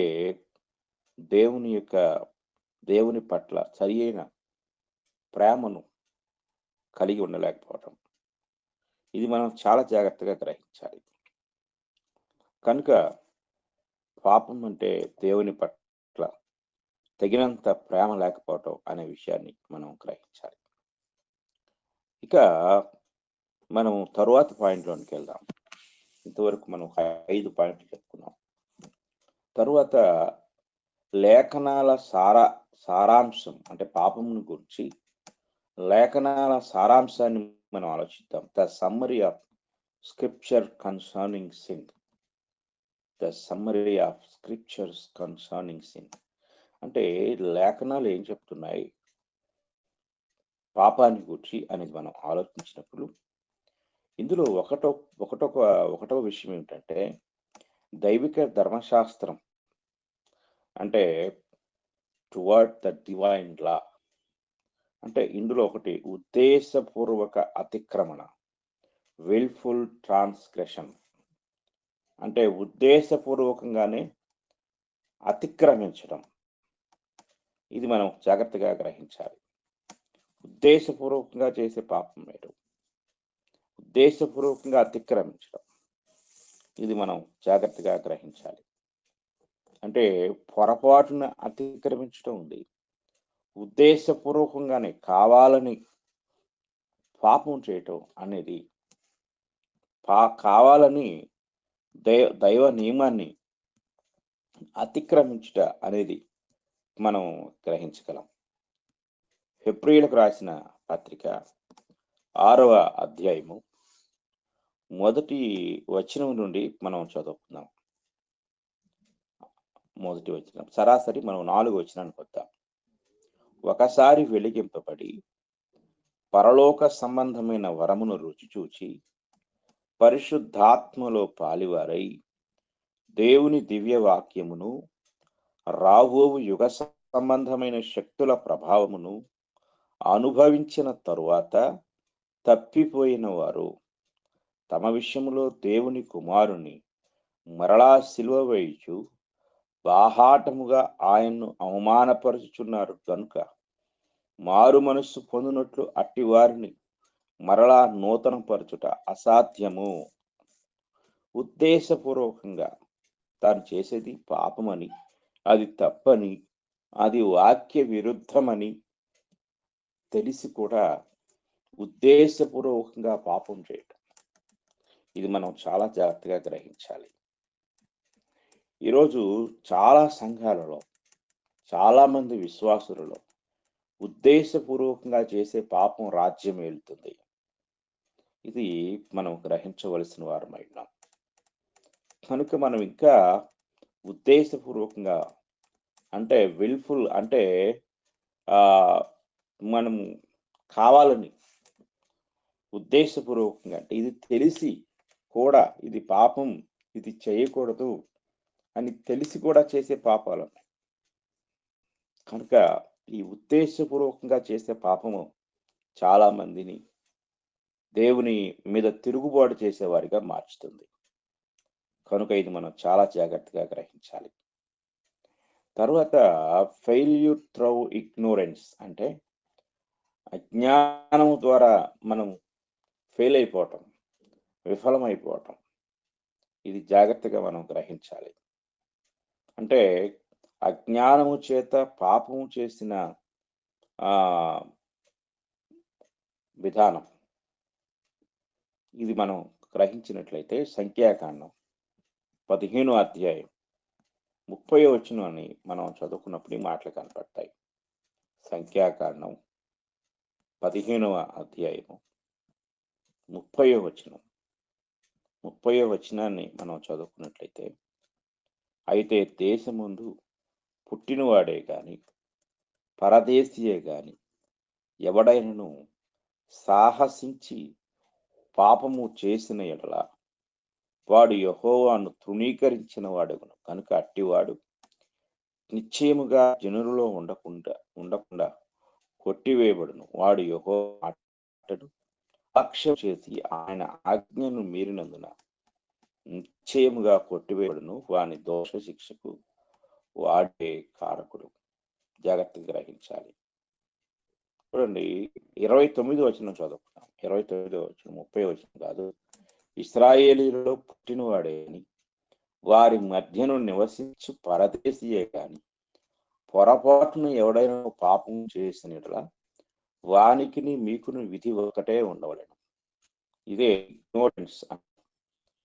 Ye shall have one law for him that sinneth through ignorance, both for him that is born among the children of Israel, and for the stranger that sojourneth among them అన్నాడు. అంటే పొరపాటున ఎవడైనా పాపం చేస్తే, పొరపాటును చేసిన పాపం, ఇగ్నోరెన్స్ అంటే అజ్ఞానం ద్వారా చేసే పాపం అది. అలాగే రెండోది మనం మొదటిగా చదువుకున్నాం, మొదటిగా చెప్పుకున్నట్టే ఉద్దేశపూర్వకంగా చేసే పాపం 30వ వచనానికి వర్తిస్తుంది. సాహసించి పాపం చేసినాడు అన్నాడు. సాహసించి అంటే ఇది పాపం అని తెలిసి కూడా సాహసించి పాపం చేయటం, ఇది ఎంత భయంకరమైన విషయం మనం గ్రహించాలి. కనుక ఒకటి ఉద్దేశపూర్వకంగా చేసే పాపం, రెండోది అజ్ఞానం ద్వారా చేసే పాపం. జాగ్రత్తగా గ్రహించాలి. దేవుని పట్ల తిరుగుబాటు చేసే పాపం రెండోదిగా మనం గ్రహించినట్లయితే, మనము తిరుగుబాటు, ఈ తిరుగుబాటు అనే విషయాన్ని మనం ఆలోచించినప్పుడు దేవుని వాక్యం ఎంతో స్పష్టంగా మనకు తెలియజేస్తాము. సమూయేలు మొదటి గ్రంథం 15వ అధ్యాయం, సమూయేలు మొదటి గ్రంథం 15వ అధ్యాయాన్ని మనం చదువుకున్నట్లయితే 15వ అధ్యాయంలో మనకు ఒక చక్కని మాట కనపడుతుంది. 23వ వచనాన్ని మనం చదువుకున్నాం. 15వ అధ్యాయం 23వ వచనం. తిరుగుబాటు చేయుట సోదె చెప్పుటయను పాపముతో సమానం, మూర్ఖతను అగపరుచుట మాయా విగ్రహము గృహ దేవతలను పూజించుటతో సమానం. యెహోవా ఆజ్ఞను నీవు విసర్జించితివి గనుక నీవు రాజుగా ఉండకుండా ఆయన నిన్ను విసర్జించిననగా.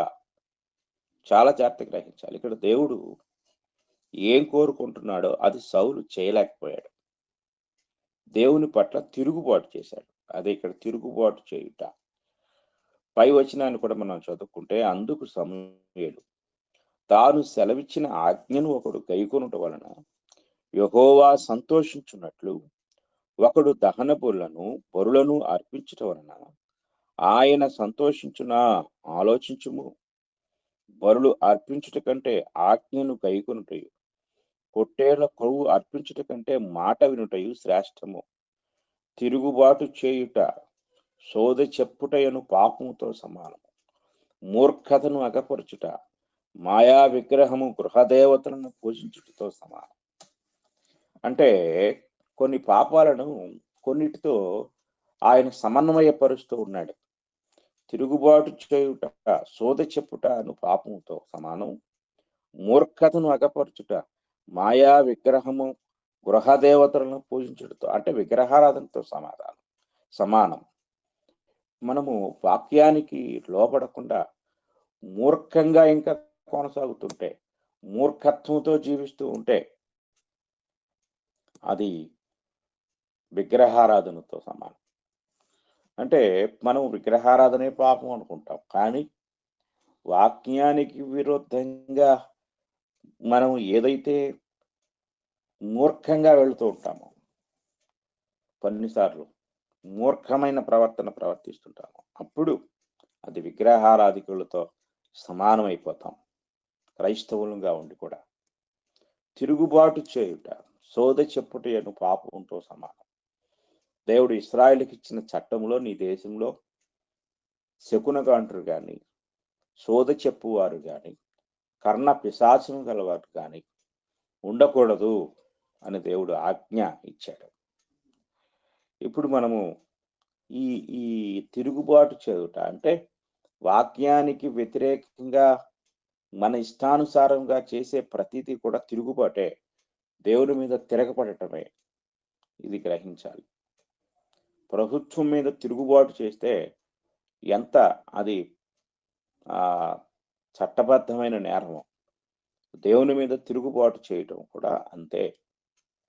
కనుక మనం జాగ్రత్తగా ఆలోచించినట్లయితే తిరుగుబాటు చేయుట అనేది ఎంత భయంకరమైన పాపం మనం గ్రహించాలి. కనుక ఇక్కడ తిరుగుబాటు చేశాడు. కనుక మనము పాపము అనే దాని పట్ల స్పృహ కలిగి ఉండవలసిన వారమైనా, గ్రహింపు కలిగి ఉండవలసిన వారమైనా. కనుక దేవుని పట్ల తిరుగుబాటు, అలాగే దేవుని యొక్క సార్వభౌమాధికారాన్ని అంగీకరించకపోవటం పాపం. దేవుని యొక్క సార్వభౌమాధికారత్వాన్ని ప్రేమించకపోవటం పాపం. Failure to love God supreme అంటే దేవుని యొక్క సర్వోన్నతమైన స్థితిని మనము ప్రేమించకపోవటమే పాపం అవుతుంది. కనుక పాపం అనే దాన్ని గ్రహించినప్పుడు ఇన్ని విధాలుగా మనం పాపం చేస్తూ ఉన్నాము అనే సంగతి బైబిల్ మనకు తెలియజేస్తుంది.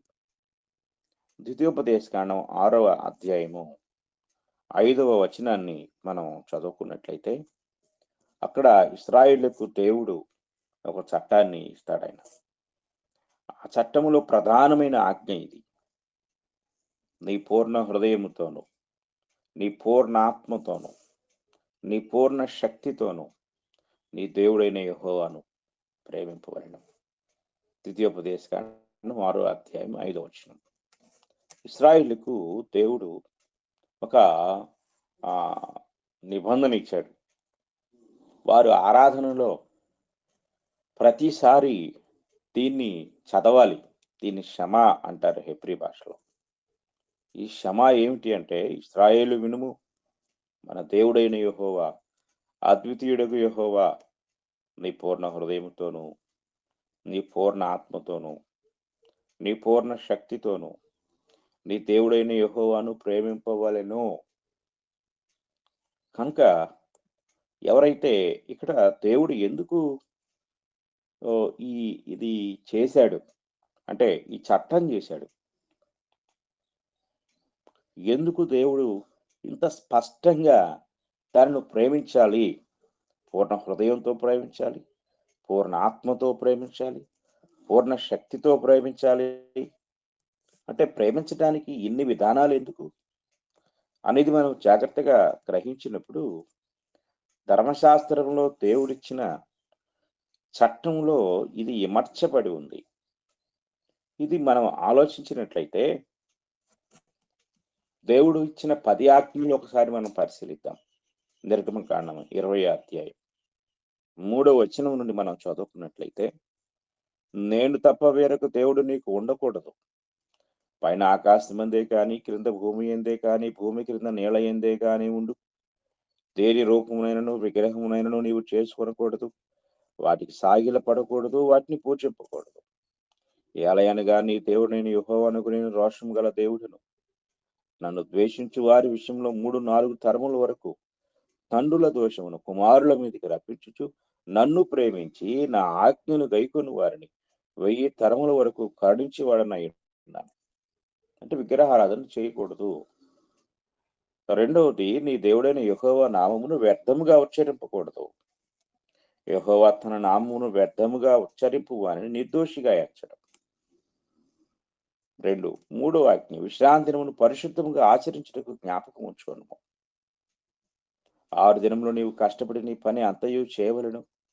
7వ దినము నీ దేవుడైన యెహోవాకు విశ్రాంతి దినము. దానిలో నీవైనను, నీ కుమారుడైనను, నీ కుమార్తెనను, నీ దాసుడైనను, నీ దాసి అయినను, నీ పశువైనను, నీ ఇండ్లలో ఉన్న పరదేశి అయినను ఏ పనియు చేయకూడదు. 6 దినములలో యెహోవా ఆకాశమును, భూమియు, సముద్రమును, వాటిలోని సమస్తమును సృజించి 7వ దినమును విశ్రమించెను. అందుచేత యెహోవా విశ్రాంతి దినమును ఆశీర్వదించి దాన్ని పరిశుద్ధపరచెను. నీ దేవుడైన యెహోవా నీకు అనుగ్రహించు దేశంలో ఇక్కడ వరకు, అంటే ఈ 11వ వచనం వరకు కూడా దైవికమైన ఆజ్ఞలు. అంటే ఇది చేయుట ద్వారా మనం దేవుని ప్రేమిస్తాం. కింద నుండి మనుషుల పట్ల నెరవేర్చవలసిన ధర్మాలు, దాంట్లో మనుషుల్ని ప్రేమించటం అనే విషయం దాగుంది. పైన చెప్పడినవి దేవుని ప్రేమించే విషయాలైతే, కింద చెప్పడినవన్నీ కూడా మనుషులను ప్రేమించటం. కనుక ఇది మనం జాగ్రత్తగా ఆలోచించాలి. అయితే ఇక్కడ దేవుని ప్రేమించేవాడు తన జీవిత కాలమంతట్లో కూడా వీటికి అధిక ప్రాధాన్యతనిస్తాడు. ఒకవేళ ఈరోజు క్రైస్తవులుగా మనము ఇది మనకు సంబంధం లేదు అనుకుంటే, అందులో మొదటి ఆజ్ఞ, నేను తప్ప వేరొక దేవుడు నీకు ఉండకూడదు. ఎవరు మనకు దేవుడు అవుతారు అంటే, ఒకవేళ ఆదివారము ఆరాధనకు వెళ్ళాల్సిన క్రైస్తవుడు ఇంకొక దానికి వెళ్తే, ఇంకొక కార్యక్రమానికి వెళ్తే అదే దేవుడు. పౌలు గారు అంటాడు కదా ఫిలిప్పీలకు రాసిన పత్రికలో, నాశనమై వారి అంతము, వారి కడుపే వారి దేవుడు అని. అలాగే తిండి మీద ఆశ కలిగి దేవుడు తినొద్దన్న దాన్ని తినేవాళ్ళు, అలాగే ఒకవేళ దేవుని చట్టాన్ని అతిక్రమించేంతగా వాళ్ళని వాళ్ళు ప్రేమించుకునేవాళ్ళు, తిండి కోసమో మరొక దానికోసమో దేవుని చట్టానికి లోపడకుండా దేవుని ఆరాధించటము, దైవికమైన కార్యక్రమాలను పోగొట్టుకోవటము, సంఘ కార్యక్రమాలను నిర్లక్ష్యం చేయటం, ఇదంతా కూడా ఏమిటి అంటే దేవుని ప్రేమించకపోవడం అనే పాపం కిందకు వస్తుంది. కనుక దేవుని దాసులు, దైవజనులు, విశ్వాసుల యొక్క క్షేమాభివృద్ధి కొరకు వాళ్ళని ఇంకా పరిపూర్ణులుగా చేయాలని అనేక కార్యక్రమాలు నిర్వహిస్తూ ఉంటారు. ఏ విధంగానైనా సరే దేవుని యొద్దకు నడిపించాలి, పరలోకానికి తీసుకొని వెళ్ళాలి, లెక్క అప్పజెప్పవలసిన వారై వాళ్ళు పనిచేస్తూ ఉంటే, విశ్వాసులుగా ఉన్నవారు దైవ నియమాన్ని వ్యతిరేకించి దేవునికి ఇవ్వాల్సిన సమయాన్ని ఇవ్వకుండా ఉండటం, అది దేవుని ప్రేమించకపోవటం, దేవుని చిత్తాన్ని గ్రహించకపోవటం. ఇది మనం చాలా జాగ్రత్తగా గ్రహించాలి. ఈరోజు చాలా మంది సత్యాన్ని బోధించే వాక్యానుసారమైన సేవకుల మీద తిరుగుబాటు చేస్తూ ఉంటారు, ఎదురాడుతూ ఉంటారు. వాళ్ళు ఎలాంటి వారు అంటే కోరహు కుమారులు లాంటి వారు, దాతాను అభిరాము లాంటి వారు. అరణ్య ప్రయాణంలో మోషే మీద తిరుగుబాటు చేసినప్పుడు భూమి నెరవిడిచి వారిని మింగివేసింది. దేవుడు ఎంత కోపించాడో మనం గమనించాలి. కనుక దేవుని ప్రేమించేవారు దేవుని నాయకులను, దేవుని సేవకులను, దేవుని చిత్తాన్ని నెరవేర్చుటకు ప్రయాసపడే వారిని కూడా ప్రేమిస్తారు. ఈరోజు చాలా మంది దైవ నియమానికి వ్యతిరేకంగా వారి జీవితాన్ని కొనసాగిస్తూ ఉన్నారు. కనుక ఎందుకు దేవుడు ఈ ద్వితీయోపదేశ కాండంలో నీ దేవుడని యెహోవాను నీ పూర్ణ మనసుతో, నీ పూర్ణ వివేకంతో, నీ పూర్ణ శక్తితో ప్రేమించాలి అని స్పష్టమైన ఆజ్ఞ ఇచ్చాడు? ఆలోచించాలి. ఈనాటికి కూడా ఇశ్రాయేలు దేశంలో విగ్రహారాధన లేకపోవడానికి కారణం అదే. ఊహ తెలిసిన దగ్గర నుండి ఇశ్రాయేలీలు దీన్ని తమ పిల్లలకు నేర్పిస్తారు. పిల్లలు వెళ్ళవేస్తూ ఉంటారు. వారి ఆరాధనలో, వారి సమాజ మందిరాల్లో, వారి కూడికల్లో ప్రతిసారి కూడా ఇది మననం చేయబడుతుంది, రిపీట్ అవుతూ ఉంటుంది వారి నాలుకల మీద. తద్వారా దేవుడు ఒక్కడే, ఆయన అద్వితీయుడు.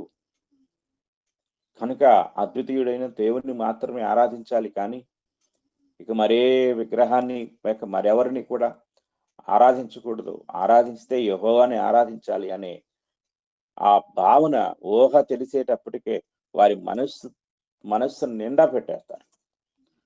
కనుకనే దేవుని ప్రేమించడంలో, వారి నిబంధన విషయంలో, వారి చట్టం విషయంలో వారు చాలా పటిష్టంగా ఉంటారు. ప్రపంచంలో మీరు ఎక్కడికైనా వెళ్ళండి, ఎక్కడైనా విగ్రహారాధన కనపడుతుందేమో చూడండి, ఎక్కడైనా విగ్రహారాధన కనపడుతుంది, కానీ ఇజ్రాయెల్ దేశంలో విగ్రహారాధన కనపడదు. చాలా జాగ్రత్తగా మనం గ్రహించాలి. కారణం ఏంటంటే ఈ ఆజ్ఞే, దేవుని పరిపూర్ణంగా ప్రేమించాలని ఆజ్ఞే దేవుని యొక్క చట్టాన్ని వారి హృదయాల్లో అంతగా నిండిపోయేలాగా చేసింది. ఇక మూడో విషయం ఏంటంటే మనుషుని పట్ల, అంటే మనుషుని పట్ల తిరుగుబాటు, దేవుని పట్ల తిరుగుబాటు, మనుషుల పట్ల కూడా తిరుగుబాటు. జాగ్రత్తగా గ్రహించాలి. అంటే మనుషుల పట్ల అన్యాయంగా ప్రవర్తించడం, ఇన్జస్టిస్ అన్నాడు, అన్యాయంగా ప్రవర్తించడం. రెండు, ప్రేమ లేకపోవటం. ఇక్కడ మానవ జాతి అనేక రుగ్మతలకు కారణం అవటం ఏంటంటే ప్రేమ అనే ఒక గొప్ప కార్యం లేక దేవుడు అనుగ్రహించినది లేకపోవటమే. అందుకే ఆత్మఫలములో మొదటిగా ప్రేమతో ప్రారంభించాడు పరిశుద్ధాత్ముడు. అయితే ఆత్మఫలమేమనగా ప్రేమ అన్నాడు, ప్రేమతో ప్రారంభించాడు. కనుక మొట్టమొదటిగా ఆదాము దేవుని ప్రేమించకపోవటమే అతడు పాపి అవటానికి కారణమైంది. రెండవది, కయీను తన తమ్ముడిని ప్రేమించకపోవటం, మనుషుని పట్ల ప్రేమ చూపించుకోవటం హత్య దాకా వెళ్ళిపోయింది. ఇది చాలా జాగ్రత్తగా గ్రహించాలి. దేవుని వాక్యాన్ని మనం ఆలోచించినప్పుడు ప్రేమను గురించి నిన్నటి దినాన అనేక వాక్యాలు మనం జ్ఞాపకం చేసుకున్నాం. ఇది మనం జాగ్రత్తగా గ్రహించాలి. చూడండి, లేవికాండం 19వ అధ్యాయం 18వ వచనంలో దేవుడు ఇశ్రాయేలుకి ఇచ్చిన చట్టాన్ని మనం జ్ఞాపకం చేసుకుందాం. లేవికాండం 19వ అధ్యాయాన్ని మనం చదువుకున్నట్లయితే 18వ వచనం చూడండి. కీడుకు ప్రతి కీడు చేయకూడదు, నీ ప్రజల మీద కోపం ఉంచుకొనక నిన్ను వలె నీ పొరుగువాన్ని ప్రేమింపవలను, నేను యెహోవాను. ఇది చాలా జాగ్రత్తగా మనం గ్రహించాలి. ఇందులో ప్రధానమైన విషయం ఏమిటంటే నీ పొరుగువాన్ని ప్రేమించాలి అనేది. తర్వాత మనము రోమా పత్రిక 13వ అధ్యాయం 10వ వచనాన్ని మనం చదువుకుందాం. రోమీయులకు రాసిన పత్రిక 13వ అధ్యాయము 10వ వచనాన్ని మనం చదువుకున్నట్లయితే, నీ ప్రేమ పొరుగువానికి కీడు చేయదు గనుక ప్రేమ కలిగి ఉండుట ధర్మశాస్త్రమును నెరవేర్చుటయే. చాలా జాగ్రత్తగా గ్రహించాలి. ప్రేమ కలిగి ఉండుట, యేసుక్రీస్తు వారు ధర్మశాస్త్రాన్ని నెరవేర్చడంలో ఈ ఆజ్ఞ ఆయన నెరవేర్చాడు. ప్రేమించాడు, ఆయన అందరినీ ప్రేమించాడు. సమాజము వేలెత్తి చూపించే వారిని శిక్షించమని ఆజ్ఞాపించిన వారిని కూడా ఆయన ప్రేమించాడు. కనుక ఆయన జీవిత చరిత్ర అంతా మనం చూస్తే ఆయన ఎలా ప్రేమించాడో మనకు కనపడుతుంది. కనుక ప్రేమ, మనుషుల పట్ల ప్రేమ చూపించకపోవడం కూడా పాపమే. ఇది మనం చాలా జాగ్రత్తగా గ్రహించవలసిన వారమై ఉన్నాం. కనుక మనం ఇంకొక విషయాన్ని చూస్తే, ఇతరులను అంటే మన చుట్టూ ఉన్న సమాజాన్ని మనం గ్రహించినప్పుడు అక్కడ దేవుడు తెలియజేస్తూ ఉంటాడు. మనం మన తోటి వారిని, మన చుట్టూ ఉన్న సమాజాన్ని కూడా మనం ప్రేమించాలి. అలాగే 4వ విషయం ఏంటంటే నిన్ను నువ్వు ప్రేమించుకోవాలి. ఇది ఏ సెన్స్లో దేవుడు చెప్పాడంటే మనకు ఆశ్చర్యం వేస్తుంది. అంటే నిన్ను నీవు ప్రేమించాలి. ఇందులో సెల్ఫిష్నెస్ అన్నాడు ఇంగ్లీష్లో. సెల్ఫిష్నెస్ అంటే స్వార్థం అని మనం అనుకుంటాం. కాదు. నిన్ను నువ్వు ఎలా ప్రేమించాలి అంటే మత్తయి సువార్త 16వ అధ్యాయం 26వ వచనాన్ని మనం చదువుకుందాం. మత్తయి సువార్త 16వ అధ్యాయము 26వ వచనాన్ని మనం చదువుకున్నట్లయితే అక్కడ ఒక గొప్ప మాట కనపడుతుంది. ఒక మనుషుడు లోకమంతయు సంపాదించుకొని తన ప్రాణమును పోగొట్టుకుంటే అతనికి ఏమి ప్రయోజనము? ఒక మనుషుడు తన ప్రాణమునకు ప్రతిగా ఏమి ఇయ్యగలడు? చాలా జాగ్రత్తగా గ్రహించాలి. నిన్ను నువ్వు ప్రేమించుకుంటే మొట్టమొదట నువ్వు ధనాన్ని ప్రేమిస్తావు. అంటే సాధారణంగా మనుషులు ధనాన్ని ప్రేమిస్తారు, సంపద ప్రేమిస్తారు, సంపాదన ప్రేమిస్తారు, తన కుటుంబాన్ని ప్రేమిస్తారు, ఉద్యోగాన్ని ప్రేమిస్తారు, బంధువుల్ని ప్రేమిస్తారు, అందరినీ ప్రేమిస్తారు కొంతమంది. కానీ వాళ్ళని వాళ్ళు ప్రేమించుకోరు. అంటే వాళ్ళకి ఇష్టమైన బట్టలు వేసుకోవటం, వాళ్ళకి ఇష్టమైన తిండి తినటం, వాళ్ళకి ఇష్టంగా అలంకరించుకోవటం, వాళ్ళకి ఇష్టమైనట్లుగా ఇది ప్రేమని మనం అనుకుంటాం. ఇది భౌతికమైన ప్రేమ. అసలైన ప్రేమ అంటే వాళ్ళ ఆత్మని నరకం నుండి తప్పించుకునేలాగా రక్షణ పొందటమే అసలైన ప్రేమ. నిన్ను నువ్వు ప్రేమించుకుంటే ముందు నీ ఆత్మను నరకం నుండి తప్పించుకోవడానికి ముందు ప్రయత్నించు. కనుక చాలా మంది అనుకుంటూ ఉంటారు, నాకు ఇష్టం వచ్చినట్లు నేను బ్రతుకుతున్నాను, నాకు నచ్చినట్టు బ్రతుకుతున్నాను, నా యొక్క కోరిక ప్రకారం నేను బ్రతుకుతున్నాను అనుకుంటూ ఉంటారు. అది కేవలం భౌతికమైంది, మోసపూరితమైంది.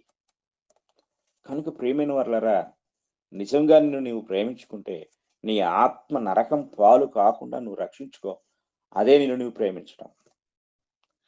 ఈ లోకంలో ఎంతో మంది దేవుని యొక్క రాజ్యానికి వారసులు కాకుండా, అంటే దేవుడు వాగ్దానం చేసిన ఆ నిత్య జీవాన్ని పొందకుండా లోక వ్యామోహంలో పడి వాళ్ళ ఆత్మ రక్షణ విషయంలో ఇంకా నిర్లక్ష్యాన్ని కలిగి ఉన్నారు. అది ప్రేమ చూపకపోవటం, ప్రేమించలేకపోవటం. ఇది మనం చాలా జాగ్రత్తగా గ్రహించాలి. కనుక వాక్యాన్ని మనం ఆలోచించినప్పుడు ఇక్కడ అంటున్నాడు, ఒక మనుషుడు సర్వలోకమును సంపాదించుకుని తన ప్రాణమును పోగొట్టుకుంటే అంటాడు.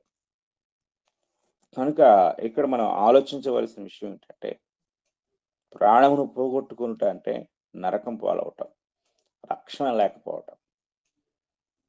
కనుక ఇది చాలా ప్రమాదకరమైన పరిస్థితి. ఈరోజు నిజంగా నీ ఆత్మని నువ్వు ప్రేమిస్తూ ఉంటే ఈ క్షణమే నరకానికి సిద్ధంగా ఉన్నా, దేవుని ఉగ్రతకి సిద్ధంగా ఉన్నా, దేవుని కోపానికి సిద్ధంగా ఉన్నా, నీ ఆత్మను ఆ భయంకరమైన దేవుని యొక్క ఉగ్రత నుండి తప్పింప చేయుటకు ఏకైక మార్గము వెంటనే సువార్తకు లోబడి రక్షణ పొంది సత్యాన్ని అంగీకరించి పాపం నుండి విడిపించబడటమే. ఇంతకంటే మరొక మార్గం లేదు. కనుక నీ ఆత్మను విడిపించుకునే ప్రయత్నంలో నువ్వేమీ పట్టించుకోకుండా కేవలం నీ శరీర కోరికల విషయంలో, అవసరాల విషయంలో మాత్రమే నువ్వు అక్కర కలిగి ఉంటే నీవు అందరినీ ప్రేమిస్తున్నావు అనే భ్రమలో నిన్ను ప్రేమించుకోవటం లేదు. నీ సెల్ఫ్ని, నిన్ను నువ్వు ప్రేమించుకో. నీవు ప్రేమించుకునేవాడు ఆనాడు ఆ 3000 మంది అయ్యలారా మేమేమి చేయాలి అని ఎలుగెత్తి పేతురుని అడిగినట్లుగా అడిగి మరి రక్షణ పొందుతారు. ఆ నపుంసకుడు, ఇదిగో నీళ్లు నాకు బాప్తిస్మం ఇచ్చుటకు ఆటంకం ఏమిటి అని అడిగి మరి బాప్తిస్మం పొందినట్లుగా తాను ప్రేమించుకునేవాడు సమయాన్ని వృధా చేయకుండా వెంటనే సువార్తకు లోపడతాడు. ఇలాగా కొత్త నిబంధన అపోస్తుల కార్యం అంతా మనం చదివితే, ఆ తర్వాత లూదియా ఇంటి వారు, చెరసాల నాయకుడు, కొర్నేలి ఇంటనున్నవారు, ఇలాగా సమరయులు ఎంతో మంది కూడా సువార్తకు లోబడ్డారు. ఈ వెంటనే రక్షణ పొందారు. వెంటనే మీరు క్రొత్త నిబంధనలో చూస్తే, అపోస్తుల కార్యం చూస్తే, రక్షించబడిన వారు వారి జీవితాలు, వారి యొక్క విధానాలు మనకి సిగ్గనిపిస్తాయి, ఆశ్చర్యం అనిపిస్తాయి. ఎందుకంటే ఒక క్రైస్తవుడు ఈరోజు రక్షణ పొందడానికి ఎంతో సమయం తీసుకుంటాడు, ఎన్నో దినాలు వాక్యం వింటాడు, ఎన్నో సంవత్సరాలు టైం పడుతుంది, ఎన్నో బైబిల్ క్లాసులు, ఎన్నో మీటింగ్లు, ఎన్నో సువార్త కూడికలు, ఎన్నో ఆరాధనలు, ఎన్ని కావాలో, ఎంత టైం కావాలో. కానీ క్రొత్త నిబంధనలో రక్షించబడిన వారిని మనం చూస్తే చాలా ఆశ్చర్యం వేస్తుంది. వాళ్ళు తక్షణమే, వెంటనే వారి జీవితాలు దేవునికి అప్పగించుకొని రక్షణ పొందినట్లుగా మనం చూడగలం. ఎందుకంటే వాళ్ళ ఆత్మల్ని ప్రేమించుకున్నారు. వాళ్ళ ఆత్మ నరకానికి వెళ్లకుండా వారు తమను తాము ప్రేమించుకున్నారు. ఇది చాలా జాగ్రత్తగా మనం గ్రహించాలి. కనుక మనం ఆలోచించినప్పుడు దేవుని పిల్లలముగా పాపం అంటే ఏంటో మనం తెలుసుకుంటున్నాం. పాపము అంటే మనం ఇంతకు ముందు చెప్పుకున్నాము. ఒకటి అవిధేయత, దేవుని యొక్క చిత్తాన్ని వ్యతిరేకించడం. తర్వాత ఉద్దేశపూర్వకమైన పాపం గురించి చెప్పుకున్నాం. దేవుని పట్ల తిరుగుబాటు చేయటం గురించి చెప్పుకున్నాం. అలాగే మనుషుల పట్ల ప్రేమ లేకపోవటం, దేవుని పట్ల ప్రేమ లేకపోవటం, అలాగే పొరుగు వారిని ప్రేమించలేకపోవటం, అలాగే ఇప్పుడు మనం చెప్పుకుంటున్నాము నిన్ను నువ్వు ప్రేమించలేకపోవటం. కనుక ప్రియ సహోదరి, ప్రియ సహోదరుడా, నీ జీవితాన్ని నిజంగా నువ్వు ప్రేమిస్తే ఈ క్షణమే రక్షణకు ప్రిపేర్ అవు. ఎందుకంటే అగ్నిగుండం సిద్ధపరచబడింది.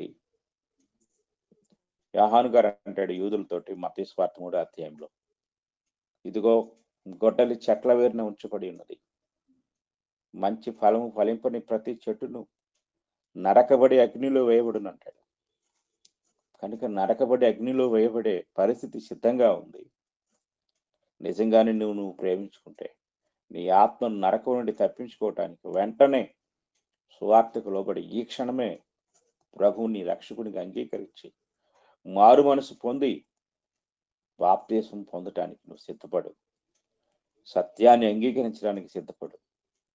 లేకపోతే నువ్వు ప్రేమించడంలా, నీ ఆత్మను ప్రేమించడం లేదు, నువ్వు నరకానికి వెళ్ళిపోతావు. కనుక నీ ఆత్మను ప్రభు ప్రేమించాడు. దాన్ని నరకం నుండి విడిపించడానికి ఆయన తన ప్రాణం పెట్టాడు. సేమ్ టైం నీవు కూడా నీ ఆత్మను ప్రేమించు. అది నరకం పాలు కాకముందే, దేవుని ఉగ్రతని నీ మీదికి కుమ్మరించబడకముందే దేవుని పిలుపుకు లోబడి రక్షణ పొందవలసిందిగా వాక్యం వింటున్న మీ అందరినీ నేను ప్రేమపూర్వకంగా కోరుకుంటూ ఈ మాటలు ముగిస్తూ ఉన్నాను. ఇంతవరకు శ్రద్ధగా విన్నా మీ అందరికీ నా హృదయపూర్వకమైన వందనములు తెలియజేస్తూ ఉన్నాను.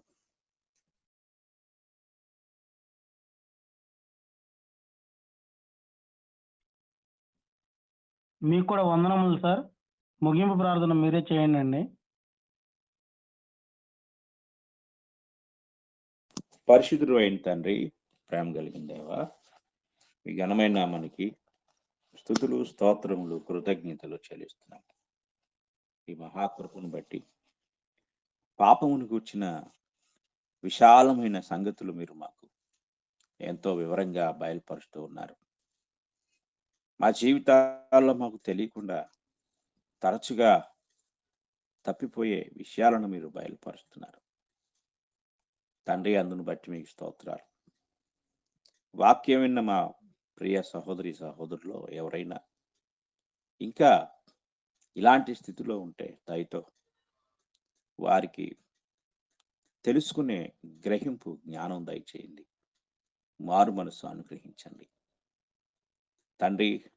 ఇంకా రక్షణ పొందని వారు వాళ్ళ ఆత్మను వాళ్లే ప్రేమించక పరోక్షంగా ద్వేషిస్తున్నారని గ్రహించే జ్ఞానం, మెలకువ మీరు దయచేయండి. అలాగే మా తండ్రి, ఈ ఉదయకాల సమయంలో ఈ యొక్క ఉదయకాల ప్రార్థనలో పాల్గొని ఎంతమంది అయితే మీ మాటలు వింటున్నారో వారందరినీ మీరు దీవించి ఆశీర్వదించండి. మీ జ్ఞానంతో నింపండి. సత్యానికి విధేయత చూపే మంచి మనసు దయచేయండి. దేవా, మీకు స్తోత్రాలు చెల్లిస్తున్నాం తండ్రి. మేము మనుషుల మీద, మీ మీద తిరుగుబాటు చేసేవారు కాక విధేయతతో జీవించే భాగ్యం దయచేయండి మా తండ్రి. అలాగే ఇదిగో మరి మా తండ్రి, ఈ గ్రూప్లో చేరి ఎందరైతే ఈ వాక్యం వింటున్నారో, ఆయా ప్రాంతాల్లో ఉండి మీ మాటలు వింటున్నారో, వారందరినీ మీరు దీవించి ఆశీర్వదించండి. వాక్యాన్ని నేర్చుకోవటం మాత్రమే కాదు, వాక్యానికి విధేయత చూపే మంచి మనస్సు అనుగ్రహించండి. దేవా, మీకు స్తోత్రాలు చెల్లిస్తున్నాం. కృప కలిగిన తండ్రి, కనికరించమని, కృప చూపించమని వేడుకుంటున్నాం తండ్రి. మీకు స్తోత్రాలు చెల్లిస్తున్నాం. అలాగే మా తండ్రి, మీ యొక్క మహాకృపను బట్టి, మీ ప్రేమను బట్టి వేడుకుంటున్నాం తండ్రి. కనికరించండి. మీ జ్ఞానం, మీ సహాయం దయచేయండి తండ్రి. మీకు స్తోత్రాలు. అలాగే తండ్రి, ఆన్లైన్ బైబిల్ ఇన్స్టిట్యూట్ విషయం కూడా ప్రార్థిస్తున్నాం. ఎంతో మంది ఆసక్తితో ఎంతో ప్రయాసపడుతున్నారు తండ్రి. వారిని కనికరించండి. పరిపూర్ణమైన మీ కృపను తండ్రి వారు పొందుకునే భాగ్యం దయచేయండి. అలాగే మా తండ్రి, మరి మా ప్రియ సహోదరులను బట్టి వేడుకుంటున్నాం తండ్రి. మరి వారికి కావలసిన మంచి ఆరోగ్యాన్ని దయచేయండి. ప్రాముఖ్యంగా హరిత కుమారి గారి భర్తను, అలాగే వసంతరావు గారిని, ఇద్దరు చిన్న బిడ్డలను మీరు దర్శించండి. వారికి మంచి ఆరోగ్యాన్ని, ఆయుష్ను మీరు ప్రసాదించండి. వారు మీ కృపలో నిలిచి ఉండే భాగ్యం దయచేయండి. అలాగే మా తండ్రి, మరి ఈ యొక్క కార్యక్రమం అంతట్లో ముందుగా లేవి కాండని ఉపదేశించిన మీ దాసులను మీరు దర్శించండి. అలాగే మా తండ్రి, మరి మీ యొక్క మహాకృపను బట్టి తండ్రి, మరి ఈ సమయంలో మీ యొక్క చిత్త ప్రకారముగా పాటల ద్వారా, ప్రార్థన ద్వారా, వాక్యం చదువు ద్వారా ఎందరైతే సహకరిస్తున్నారో, పరిచర్యలో పాల్గొంటున్నారో, వారందరినీ మీరు దీవించి ఆశీర్వదించండి తండ్రి. మీకు స్తోత్రాలు చెల్లిస్తున్నాం. అలాగే మా తండ్రి, యొక్క ఉదయకాల సమయంలో ఉదయాన్నే లేచి అందరినీ మేల్కొల్పి అందరినీ ముందుకు నడిపిస్తూ ఈ కార్యక్రమం అంతటిని ఎంతో బాధ్యతాయుతంగా నిర్వహిస్తున్న మీ దాసుని యొక్క కుటుంబాన్ని మీరు ఆశీర్వదించండి తండ్రి. ఆర్థికంగా, ఆత్మీయంగా మీరు బలపరచండి. కుటుంబపరమైన ప్రతి విధమైన తండ్రి లోటుపాట్లు మీరు తీర్చండి. మంచి ఆరోగ్యం వారికి అనుగ్రహించండి. దేవా, మీకు స్తోత్రాలు చెల్లిస్తున్నాం. వారి చేతి పనిని హెచ్చించండి, ఆశీర్వదించండి. దేవా, మీకు స్తోత్రాలు. గ్రూపులో ఉన్న ప్రతి ఒక్కరూ కూడా కేవలం నామకార్థంగా వాక్యం వినటం మాత్రమే కాదు, కానీ వాక్య సత్యానికి లోబడి వాక్యానుసారమైన జీవితాలు జీవించడం, రాబోయే మీ ఉగ్రత నుండి తప్పించబట్టి కృప అనుగ్రహించమని ఈ ప్రార్థన మా ప్రభు అయిన యేసుక్రీస్తు వారి పరిశుద్ధ నామములో అడిగి వేడుకుంటున్నాము తండ్రి. ఆమేన్.